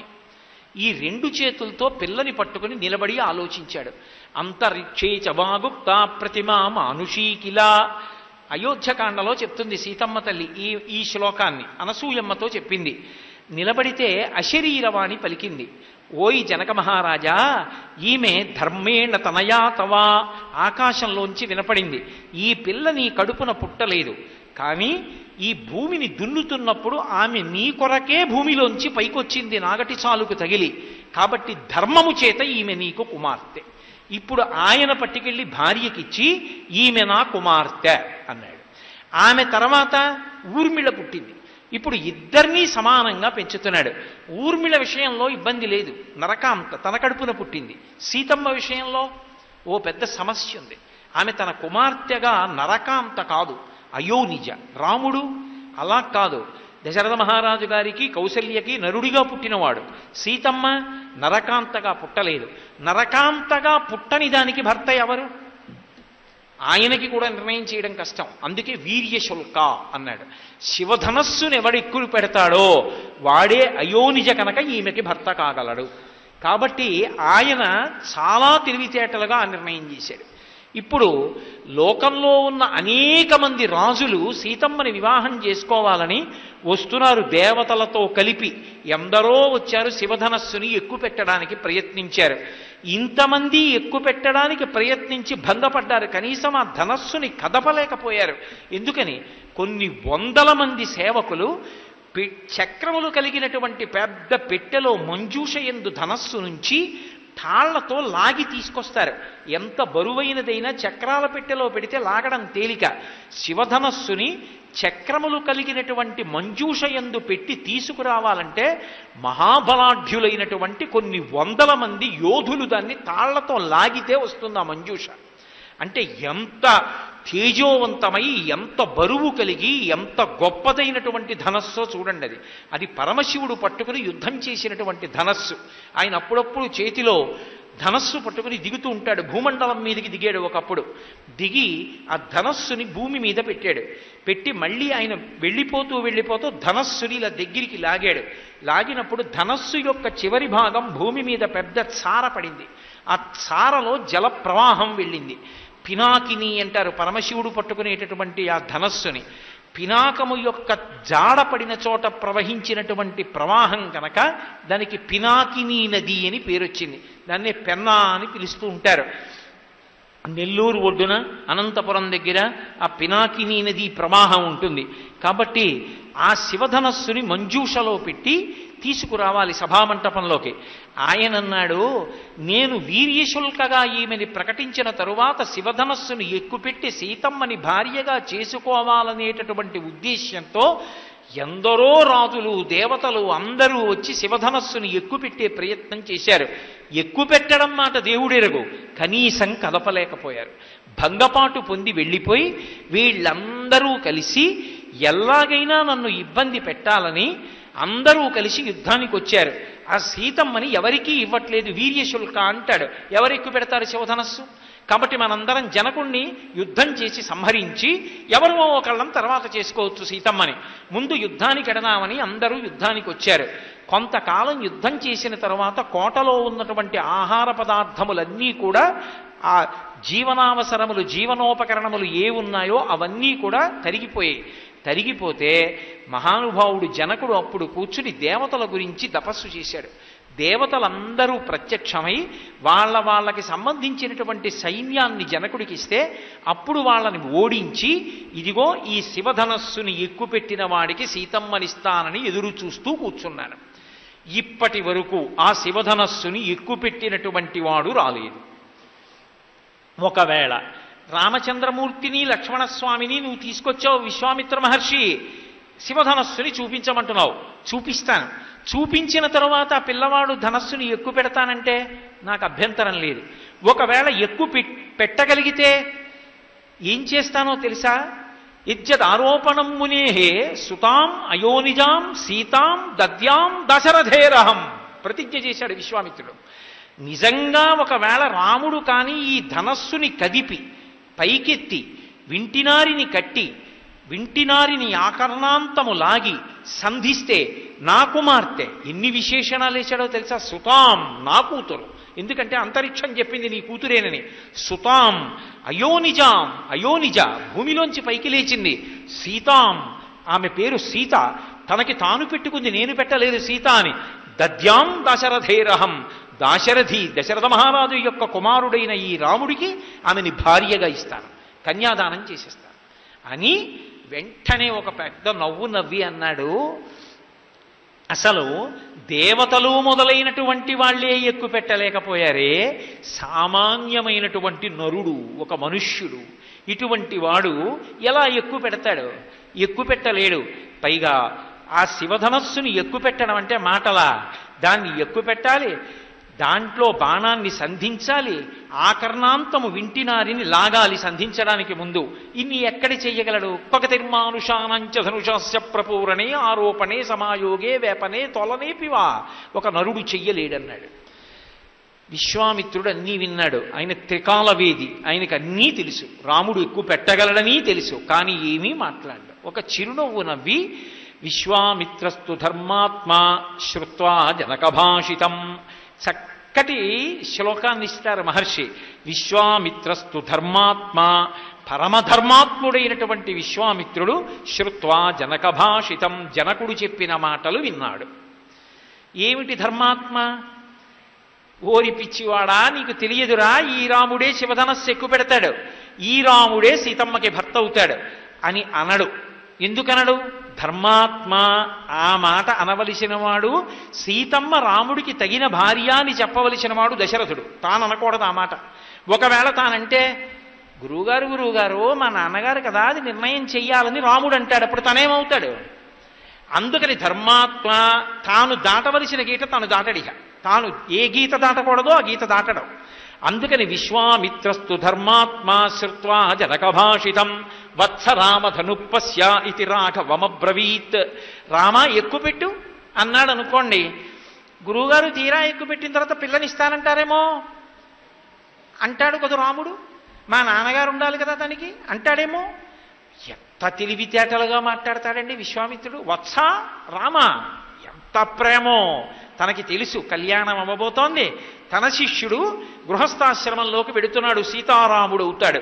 అందుకని వత్స రామ ధనుపస్య, ఈ ధనస్సు చూడు, ఇది రాఘవమబ్రవీత్, రాఘవుణ్ణి పిలిచి ఒక్క మాటే అన్నాడు, ఆ ధనస్సు చూడబోయ్ అన్నాడు. అనగానే ఆ ధనస్సు చూడడానికి మంజూష దగ్గరికి వెళ్ళాడు రామచంద్రమూర్తి.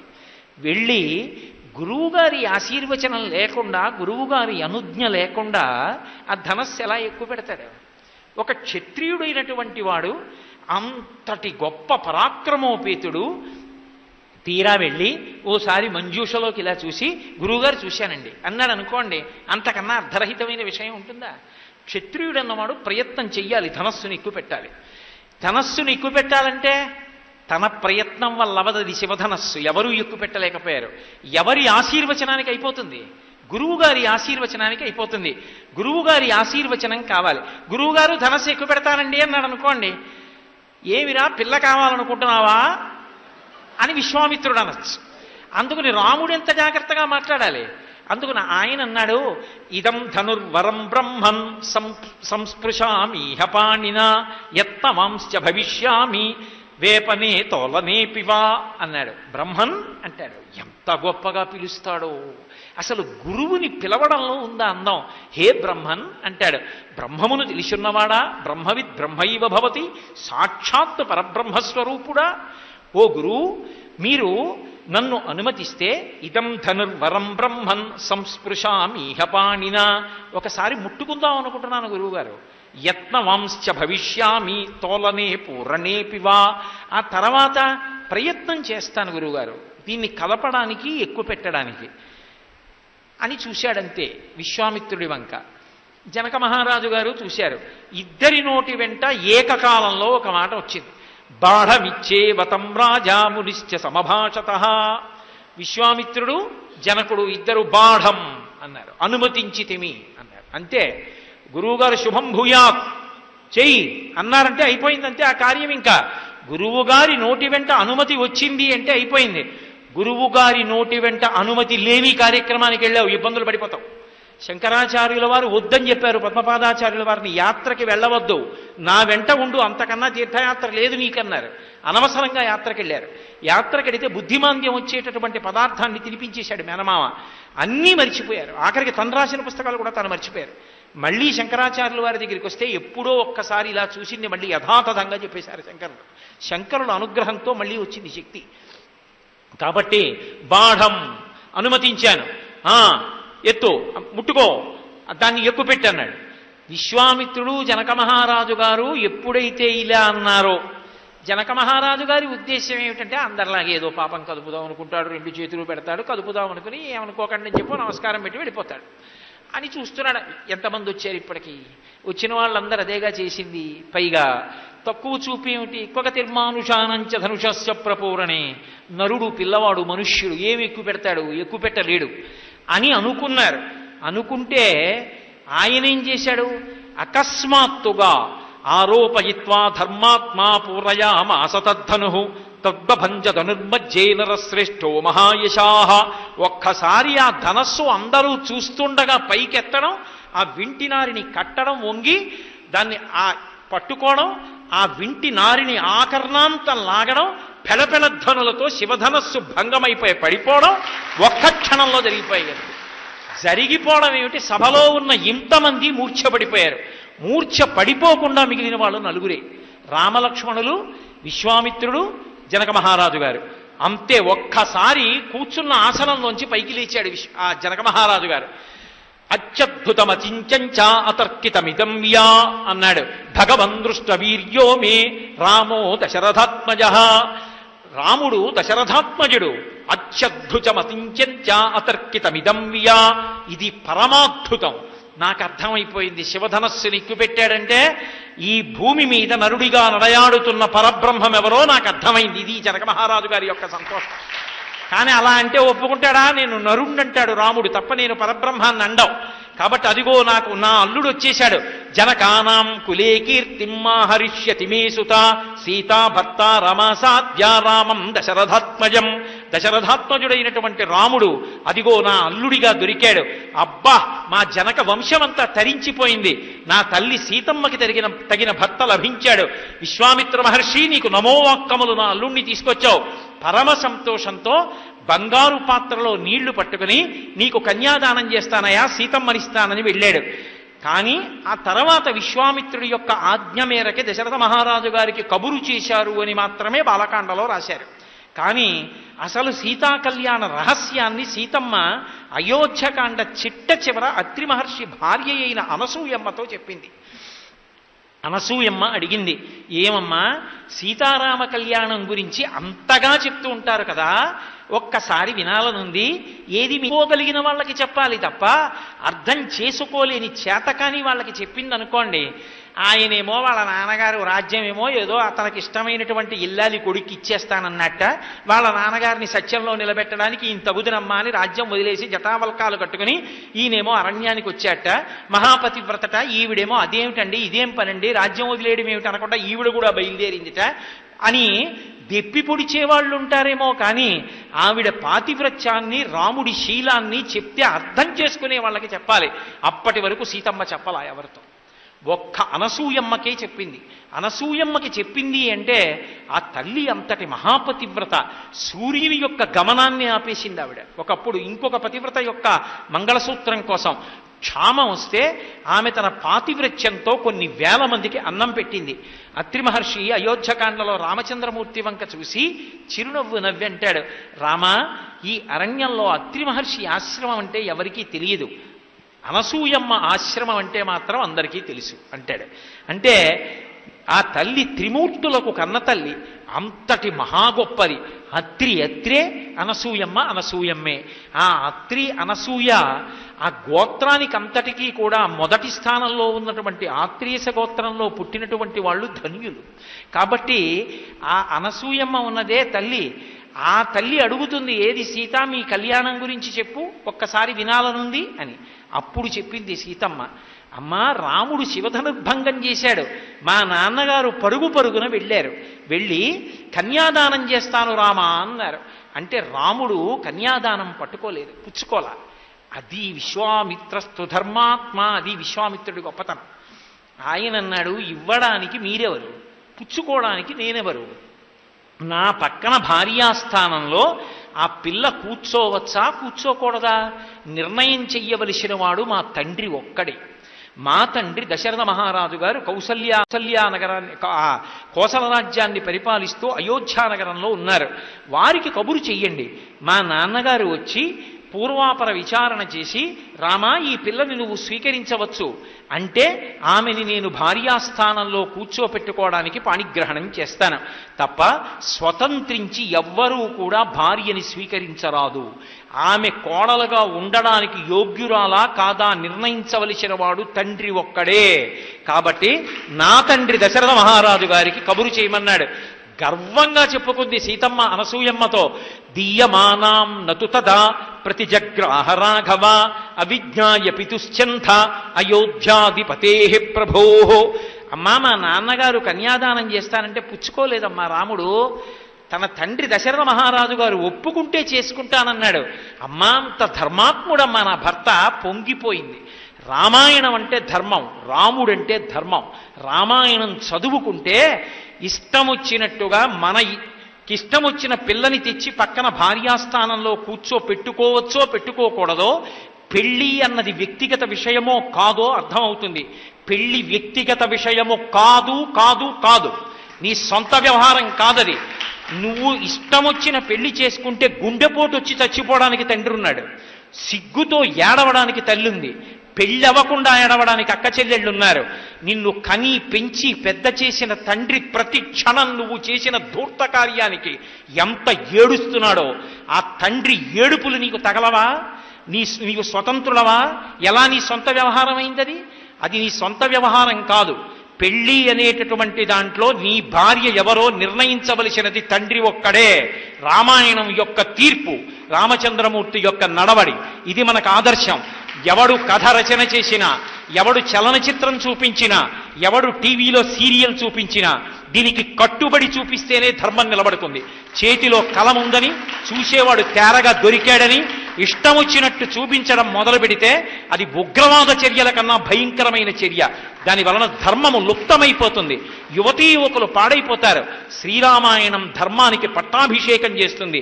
ఎలా పెళ్లి చేసుకోవాలో, ఎవరిని భార్యాస్థానంలో కూర్చోపెట్టుకోవాలో చూపిస్తుంది.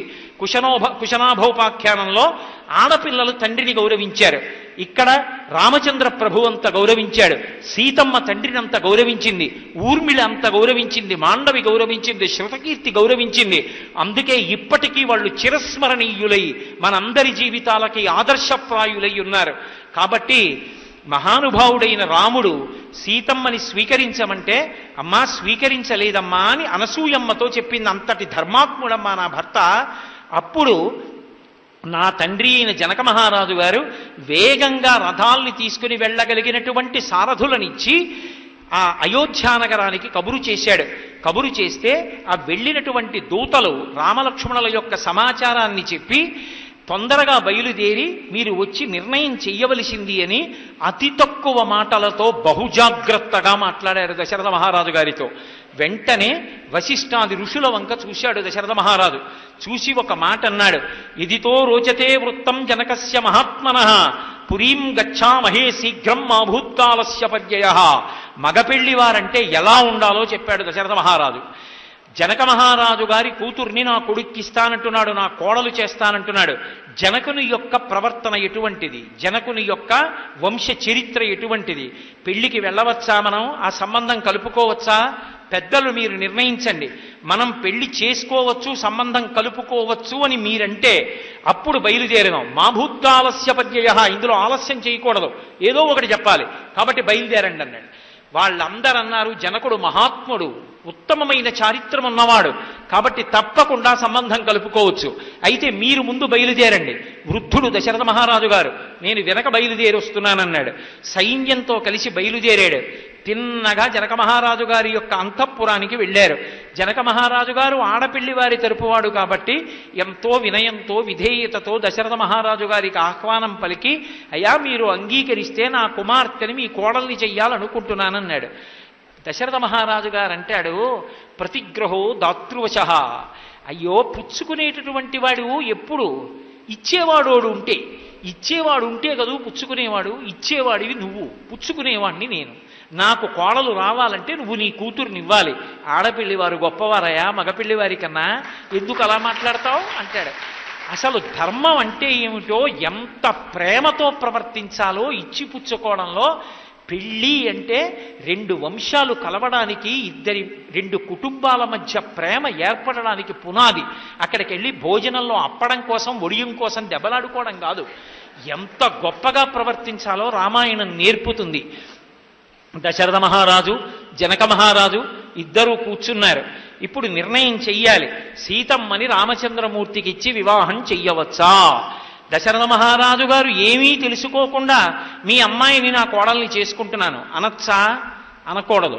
జనక మహారాజు గారు శివధన భంగం చేశాడు కాబట్టి నా పిల్లనిస్తానని ప్రతిజ్ఞ చేశాడు, కానీ అవతల వారి గురించి ఏమీ తెలుసుకోకుండా ఇవ్వచ్చా, ఇవ్వకూడదు. కనుక్కోవాలి, అది తండ్రిగా తన కర్తవ్యం. అందుకే తన వంశం గురించి తాను మాట్లాడాడనుకోండి, ఏదో ముఖ్యమైనటువంటివి గొప్పకి సంబంధించినటువంటి విషయములు మాత్రమే మాట్లాడతాడు తప్ప అసలు ఏవి చెప్పాలో ఏవి చెప్పకూడదో వాటి విషయంలో దాపరిక ఉంటుంది. అందుకే అలా ఉండకూడదు అంటే తాను మాట్లాడలేదు దశరథ మహారాజు. తన పురోహితుడైనటువంటి వశిష్ఠ మహర్షిని పిలిచాడు. పిలిచి, ఓ వశిష్ఠ మహర్షి, మా వంశమేమిటో, మా వంశ క్రమమేమిటో, మా వంశంలో వచ్చినటువంటి పెద్దలెవరో, ఇప్పుడు ఈ రామలక్ష్మణ భరత శత్రుఘ్నులకి నేను ఎందుకు ఆ భార్యలుగా జనక మహారాజు గారి యొక్క బిడ్డల్ని, కుశధ్వజుని యొక్క బిడ్డల్ని అడుగుతున్నానో మాట్లాడవలసింది అన్నాడు. అప్పటి వరకు మాత్రం వశిష్ఠుడు మాట్లాడే వరకు మాత్రం రాముడికి సీతమ్మని భార్యగా అడగడం వరకే. ఆ తర్వాత విశ్వామిత్రాదులు ప్రతిపాదన చేశారు. లక్ష్మణ భరత శత్రుఘ్నులకు కూడా జనక మహారాజు గారి యొక్క రెండవ కుమార్తెను, కుశధ్వజుని యొక్క ఇద్దరు కుమార్తెల్ని కూడా ఆ దశరథ మహారాజు గారి కోడళ్ళు చెయ్యాలి అనేటటువంటి ప్రయత్నంలో అప్పుడు వశిష్ఠ మహర్షి రామచంద్రమూర్తి యొక్క వంశక్రమాన్ని, ఆ వంశంలో పుట్టినటువంటి మహాపురుషుల్ని, ఆ చక్రవర్తుల యొక్క పరంపరని చెప్పడం ప్రారంభం చేశాడు. ఈ సృష్టి అంతా కూడా ఒకప్పుడు అవ్యక్తమై ఉన్నది. అవ్యక్తము అంటే పైకి రాలేదు, పైకి రాకుండా నీటి యందు మాత్రమే ఉన్నది. అటువంటి అవ్యక్తమై ఉన్న తర్వాత అవ్యక్తము నుండి వచ్చినటువంటి వాడు బ్రహ్మ. చతుర్ముఖ బ్రహ్మ నుండి వచ్చినటువంటి వాడు మరీచి. మరీచి నుండి వచ్చినటువంటి వాడు కశ్యపుడు. కశ్యపుని యొక్క కుమారుడు సూర్యుడు. సూర్యుని యొక్క కుమారుడు మనువు. మనువు యొక్క కుమారుడు ఇక్ష్వాకువు. ఇక్ష్వాకువు యొక్క కుమారుడు కుక్షి. కుక్షి యొక్క కుమారుడు వికుక్షి. వికుక్షుని యొక్క కుమారుడు బాణుడు. బాణుని యొక్క కుమారుడు అనరణ్యుడు. అనరణ్యుని యొక్క కుమారుడు పృథువు. పృథువు యొక్క కుమారుడు త్రిశంకువు. త్రిశంకువు యొక్క కుమారుడు దుందుమారుడు. ఆయనకే యువనాశ్వుడు అని పేరు. ఆ దుందుమారుని యొక్క కుమారుడు మాంధాత. మాంధాతకి సుసంధి. సుసంధికి ధ్రువసంధి ప్రసేనజిత్. ధ్రువసంధికి భరతుడు. భరతునికి అసితుడు. అసితునికి సగరుడు. సగరునికి అసమంజసుడు. అసమంజసునికి అంశుమంతుడు. అంశుమంతునికి దిలీపుడు. దిలీపునికి భగీరథుడు. భగీరథునికి కకుత్సుడు. కకుత్సునికి రఘువు. రఘువుకి ప్రవృద్ధుడు. ప్రవృద్ధునికి శంఖనుడు. శంఖనుడికి సుదర్శనుడు. సుదర్శనుడికి శీఘ్రగుడు. శీఘ్రగునికి మరువు. మరువుకి ప్రశుశ్రుకుడు. ప్రశుశ్రుకునికి అంబరీషుడు. అంబరీషునికి నహుషుడు. నహుషునికి యయాతి. యయాతికి నాభాగుడు. నాభాగునికి మళ్ళీ మహానుభావుడైనటువంటి అజమహారాజు. ఆయన యొక్క కుమారుడు దశరథ మహారాజు. దశరథ మహారాజు యొక్క కుమారులు రామలక్ష్మణ భరత శత్రుఘ్నులు. అందులో పెద్దవాడైనటువంటి వాడు రామచంద్రమూర్తి. ఈ రామచంద్రమూర్తికి జనక మహారాజా, నీ యొక్క కుమార్తె అయినటువంటి అయోనిజ అయిన సీతమ్మని భార్యగా స్వీకరించడానికి ప్రతిపాదన చేస్తున్నాం. ఇది ఇక్ష్వాకు మహారాజుల యొక్క వంశక్రమం. నీకు అంగీకారమైతే నీ కుమార్తె అయోనిజ అయినటువంటి సీతమ్మని దశరథ మహారాజు గారు కోడలిగా స్వీకరిస్తాడు. నీకు అంగీకారమేనా అని అడిగాడు. ఇక్ష్వాకు వంశాన్నంతటినీ విన్నాడు. ఎంతో సంతోషపడ్డాడు జనక మహారాజు గారు. మీరు ఇక్ష్వాకు వంశాన్ని చెప్పారు, మరి మా వంశక్రమాన్ని కూడా చెప్పాలి కదూ. తన యొక్క పురోహితుడైనటువంటి శతానందుణ్ణి పిలిచాడు. శతానందుడు గౌతమ మహర్షి యొక్క కుమారుడు. శతానందుణ్ణి పిలిచి మా యొక్క వంశక్రమాన్ని చెప్పమన్నాడు. జనక మహారాజు గారి యొక్క వంశక్రమంలో మొట్టమొదటి రాజు నిమి. నిమి యొక్క కుమారుడు మిధి. మిధి యొక్క కుమారుడు ఉదావసువు. ఉదావసువు యొక్క కుమారుడు నందివర్ధనుడు. నందివర్ధనుని యొక్క కుమారుడు సుకేతువు. సుకేతువు యొక్క కుమారుడు బృహద్రథుడు. బృహద్రథుని యొక్క కుమారుడు దేవరాతుడు. దేవరాతుని కుమారుడు మహావీరుడు. మహావీరుని కుమారుడు సుధృతి. సుధృతి యొక్క కుమారుడు దుష్టకేతువు. దుష్టకేతువు యొక్క కుమారుడు హర్యశ్వుడు. హర్యశ్వుని యొక్క కుమారుడు మరుడు.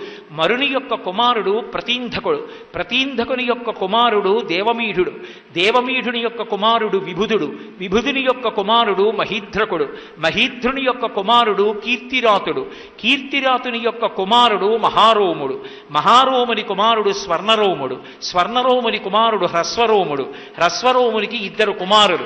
ఒకడు జనక మహారాజు గారు, ఒకడు కుశధ్వజుడు. జనక మహారాజు గారికి అయోనిజ అయిన పెద్ద కుమార్తె సీతమ్మ. రెండవ కుమార్తె ఊర్మిళ.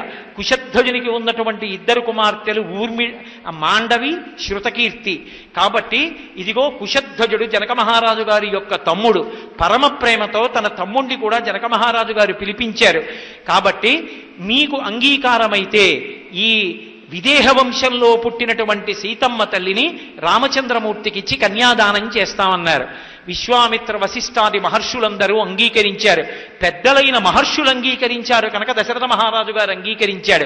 దశరథ మహారాజు గారు అంగీకరించాడు. జనక మహారాజు గారు అంగీకరించాడు. ఇప్పుడు సీతారామ కళ్యాణం జరగాలి. ఈలోగా విశ్వామిత్రాది మహర్షులు అన్నారు, జనక మహారాజా, నీ యొక్క రెండవ కుమార్తె యొక్క అయిన ఊర్మిళను, అలాగే నీ యొక్క తమ్ముడైన కుశధ్వజుని యొక్క కుమార్తెలైనటువంటి ఆ మాండవి, శృతకీర్తుల్ని భరత శత్రుఘ్నులకిచ్చి వివాహం చేద్దాం. నలుగురు ఆడపిల్లల్ని నలుగురు అన్నదమ్ములకి ఇచ్చి వివాహం చేద్దాం. మాకు ఇది అంగీకారం, మీకు కూడా అంగీకారమా అని అడిగారు. దశరథ మహారాజు గారు, జనక మహారాజు గారు ఇద్దరూ అంగీకరించిన మీదట సీతారాములకు, లక్ష్మణస్వామికి, ఊర్మిళకి, భరతుడికి, మాండవికి, శృతకీర్తికి, శత్రుఘ్నుడికి చక్కగా వివాహాలు జరిగాయి. ఆ పాణిగ్రహణ మహోత్సవం పూర్తయింది. నలుగురు వివాహమై సంతోషంగా బయలుదేరి ఇంటికి వెడుతున్నారు. సీతారాముల యొక్క దాంపత్యం ఎంత ధార్మికంగా, ఎంత అందంగా ఉంటుందో చెప్తారు మహర్షి. ప్రియాతు సీతారామస్య దారాహ పితృకృతా ఇతి గుణాద్రూపా గుణాఛాపి ప్రీతిర్భూయోభ్యవర్ధత అంటారు. సీతం అంటే రాముడికి ఎంతో ఇష్టంట. ఎందుకంత ఇష్టం అంటే ప్రియాతు సీతారామస్య దారాహ పితృకృతా ఇతి. తన తండ్రి అయినటువంటి దశరథ మహారాజు గారు ఈమె నాకు తగిన భార్య అని చెప్పి తీసుకొచ్చి నాకు భార్యని చేశాడు. నా తండ్రి చేసినటువంటి నిర్ణయం, దశరథ మహారాజు గారు చేసినటువంటి నిర్ణయం కనుక, నా తండ్రి చేసిన నిర్ణయం కనుక ఈమె నాకు అనుకూలవతి. కాబట్టి నా తండ్రి నిర్ణయాన్ని తప్పుపట్టినట్టు ఈమె ఎందు ప్రేమగా లేకపోతే అని తండ్రి చేసిన సంబంధం అని మొట్టమొదట రాముడు సీతమ్మని ప్రేమించడం ప్రారంభం చేశాడు. మరి రామస్తు సీతాయా సహితం విజహార బహూనృతోన్ మనస్వీ తద్గతస్తస్య అని మహర్షి అంటారు. అనేక ఋతువులు రామచంద్రమూర్తి సీతమ్మతో కలిసి వనములలో విహారం చేశాడు. మనస్వీ తద్గతస్తస్య నిత్యం హృది సమర్పిత. రామచంద్రమూర్తి యొక్క మనస్సులో భార్యాస్థానంలో ఎప్పుడూ సీతమ్మ ఒక్కతే స్మరింపబడేది. సీతమ్మ తల్లి మనసులో ఎప్పుడూ రామచంద్రుడు ద్విగుళం బహుళం, ఒకటికి 10 మార్లు భర్తృస్థానంలో పరమగౌరవంతో కదులుతుండేవాడు. తండ్రి గారు చేసిన సంబంధం కాబట్టి రాముడు సీతమ్మని ప్రేమించాడు. సీతమ్మ రాముడిని ఎందుకు ప్రేమించాలి అంటే ఇది ఈ జాతి సంస్కారం. పుట్టిన పిల్లని ఆడపిల్ల అంటారు. ఇక్కడ పుట్టింది కానీ ఆమె నారాయణుణ్ణి వెతుక్కుంటూ వెళ్ళిపోతుంది. లక్ష్మి నా ఇంట నన్ను తరింప చేయడానికి పుట్టింది. ఆడపిల్ల, ఈడ ఉండే పిల్ల కాదు ఈ పిల్ల. ఆమె ఆ మెడలో మంగళసూత్రం కట్టి పాణిగ్రహణం చేసిన వాడి ముక్కు మొహం తెలియకపోయినా ఒకసారి మంగళసూత్రం కట్టి పాణిగ్రహణం చెయ్యగానే ఈయనే నాకు దైవం, ఈయనే నాకు ప్రత్యక్షమైనటువంటి భగవత్ స్వరూపమని ఆయనతో కలిసి వెళ్ళిపోవడం, తన వంశాన్ని వదిలిపెడుతుంది, తన ఇంటి పేరు వదిలిపెట్టేస్తుంది, తన పుట్టినిల్లు వదిలిపెట్టేస్తుంది, తను ఉన్న ఊరు వదిలిపెట్టేస్తుంది, తన వారన్న వారందరినీ వదిలిపెట్టేస్తుంది. ఇక తనకి రక్షకుడు, తన సుఖం, తన దుఃఖం, తన బాధ, తన ఆనందం అన్నీ ఆయనతోనే ముడివేసుకుని వెళ్ళిపోతుంది ఆడపిల్ల. అంతటి త్యాగమూర్తి అయి వెళ్ళిపోతుంది. కాబట్టే ఉత్తమురాండ్రైనటువంటి స్త్రీల వలన నెలకి 3 వానలలో 1 వాన కురుస్తోంది అని చెప్పింది. అటువంటి ఆడపిల్లలకి ప్రాతినిధ్యం వహించేటటువంటి మహాపతివ్రత అయినటువంటి సీతమ్మ రామచంద్రమూర్తిని ఎందుకు మనసులో అంత గాఢంగా స్మరించి ఆయనని అనువర్తించింది అంటే రాముడు తన భర్త కనుక. కేవలము భర్త అన్న మాటకి ఆమె అంత సంతోషంతో పరమ ఆనందంతో ఎప్పుడూ రాముణ్ణే మనసులో స్మరించేది తప్ప అన్యమైనటువంటి స్మరణ అసలు సీతమ్మ యొక్క మనసులో ఉండేదే కాదు. సీతారాముల యొక్క దాంపత్యం ఏ స్థాయికి చేరుకున్నది అంటే అసలు సీతారాములు ఎప్పుడూ కూడా ఒకరితో ఒకరు నోరు విప్పి మాట్లాడుకోవలసినటువంటి అవసరం కలగలేదు. వాళ్ళిద్దరూ మౌనం. రాముడు సీతమ్మ వంక చూస్తే రాముడి మనసు సీతమ్మకు అర్థమయ్యేది, సీతమ్మ రాముడి వంక చూస్తే సీతమ్మ మనసు రాముడికి అర్థమయ్యేది. వాళ్ళిద్దరూ కూడా ఒకరితో ఒకరు మాట్లాడుకోవలసినటువంటి అవసరం లేకుండా ఇద్దరి మనసులు ఒకటిగా ఉండేవి. ఆ దాంపత్యం అంత గొప్పదైంది. అందుకే సుందరకాండలో శిశుపావృక్షం మీద కూర్చుని కిందకి సీతమ్మ వంక చూసినటువంటి హనుమ ఒక మాట అంటారు. రామచంద్రమూర్తి బహుకరుణాహృదయుడు అనుకునేవాణ్ణి, కానీ దుష్కరం కృతవాన్ రామో ఏమమాం మత్తకాసినీం సీతాం వినా మహాబాహు ముహూర్తమపి జీవతి. ఇంత గొప్ప సీతమ్మ రాజ్యం వా స్త్రిలోకేషు సీతామా జనకాత్మజ త్రైలోక్య రాజ్యం సకలం సీతాయానాప్నుయాత్ కలాం. 3 లోకములలో ఉండేటటువంటి ఐశ్వర్యాన్నంతటినీ త్రాసులో ఒక పక్కన పెట్టి సీతమ్మని ఒక పక్కన పెడితే ఆ వైభవం అంతా కలిపి సీతమ్మలో 16వ వంతుకు సరిపోదు. అంత గొప్ప తల్లి అన్నారు. ఇటువంటి సీతమ్మని విడిచిపెట్టి రాముడు ఎలా బతకగలిగాడు? రాముడి గుండె కాదు బండ, అందుకని ఉండగలిగాడన్నారు అని వెంటనే ఒక మాట అన్నారు. ఈ సీతారాముల దాంపత్యం అంత గొప్పది. ఈ సీతారాములు ఇద్దరూ విడివిడి ఉన్నట్టుగా రాముడు అక్కడ సీతమ్మ ఇక్కడ ఉన్నట్టు కనపడుతున్నారు, కానీ నిజానికి సీతారాములు 2 కాదు. అస్యాదేవ్యా మనస్తస్మిన్ తస్య చాస్యాం ప్రతిష్ఠితం తేనేయం సచి ధర్మాత్మా ముహూర్తమపి జీవతి. సీతమ్మ మనసు రాముడి దగ్గరుంది, రాముడి మనసు సీతమ్మ దగ్గరుంది. అందుకే సీతారాములిద్దరూ ఎప్పుడూ ఒక్కటే తప్ప సీతమ్మ ఎప్పుడు ఆలోచించినా రాముడి గురించే. అడుగు తీసి అడుగు వేస్తే ఆ తల్లి ఆలోచించేది రాముడి యొక్క కీర్తి, రాముడి యొక్క వైభవం గురించి ఆలోచిస్తుంది.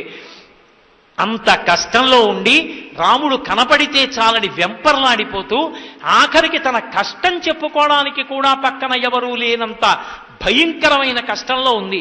ఇంకా రాముడికి కష్టం చెప్పుకోవడానికి హనుమ ఉన్నారు, లక్ష్మణస్వామి ఉన్నారు, సుగ్రీవుడు ఉన్నాడు, వానరులు ఉన్నారు, సీతమ్మకి ఎవరున్నారు? ఎవ్వరూ లేరు.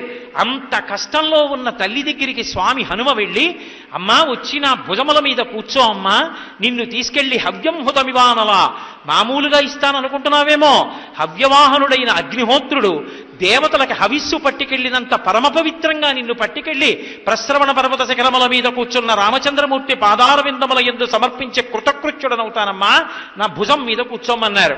అప్పటికే ఆయన చాలా చిన్నవారిగా సూర్యే చాస్తం గతే రాత్రౌ దేశం సంక్షిప్య మారుతి వృషదం చగమత్రస్సన్ బభూవా అద్భుత దర్శన, బొటనవేలంత వారై చిన్న పిల్లంత ఉన్నారేమో, నీకున్న భుజమిత పాటి దాని మీద నేను ఎక్కడ కూర్చుంటాను, నన్ను ఎలా తీసుకెడతామని పక్కున నమ్మింది అమ్మవారు.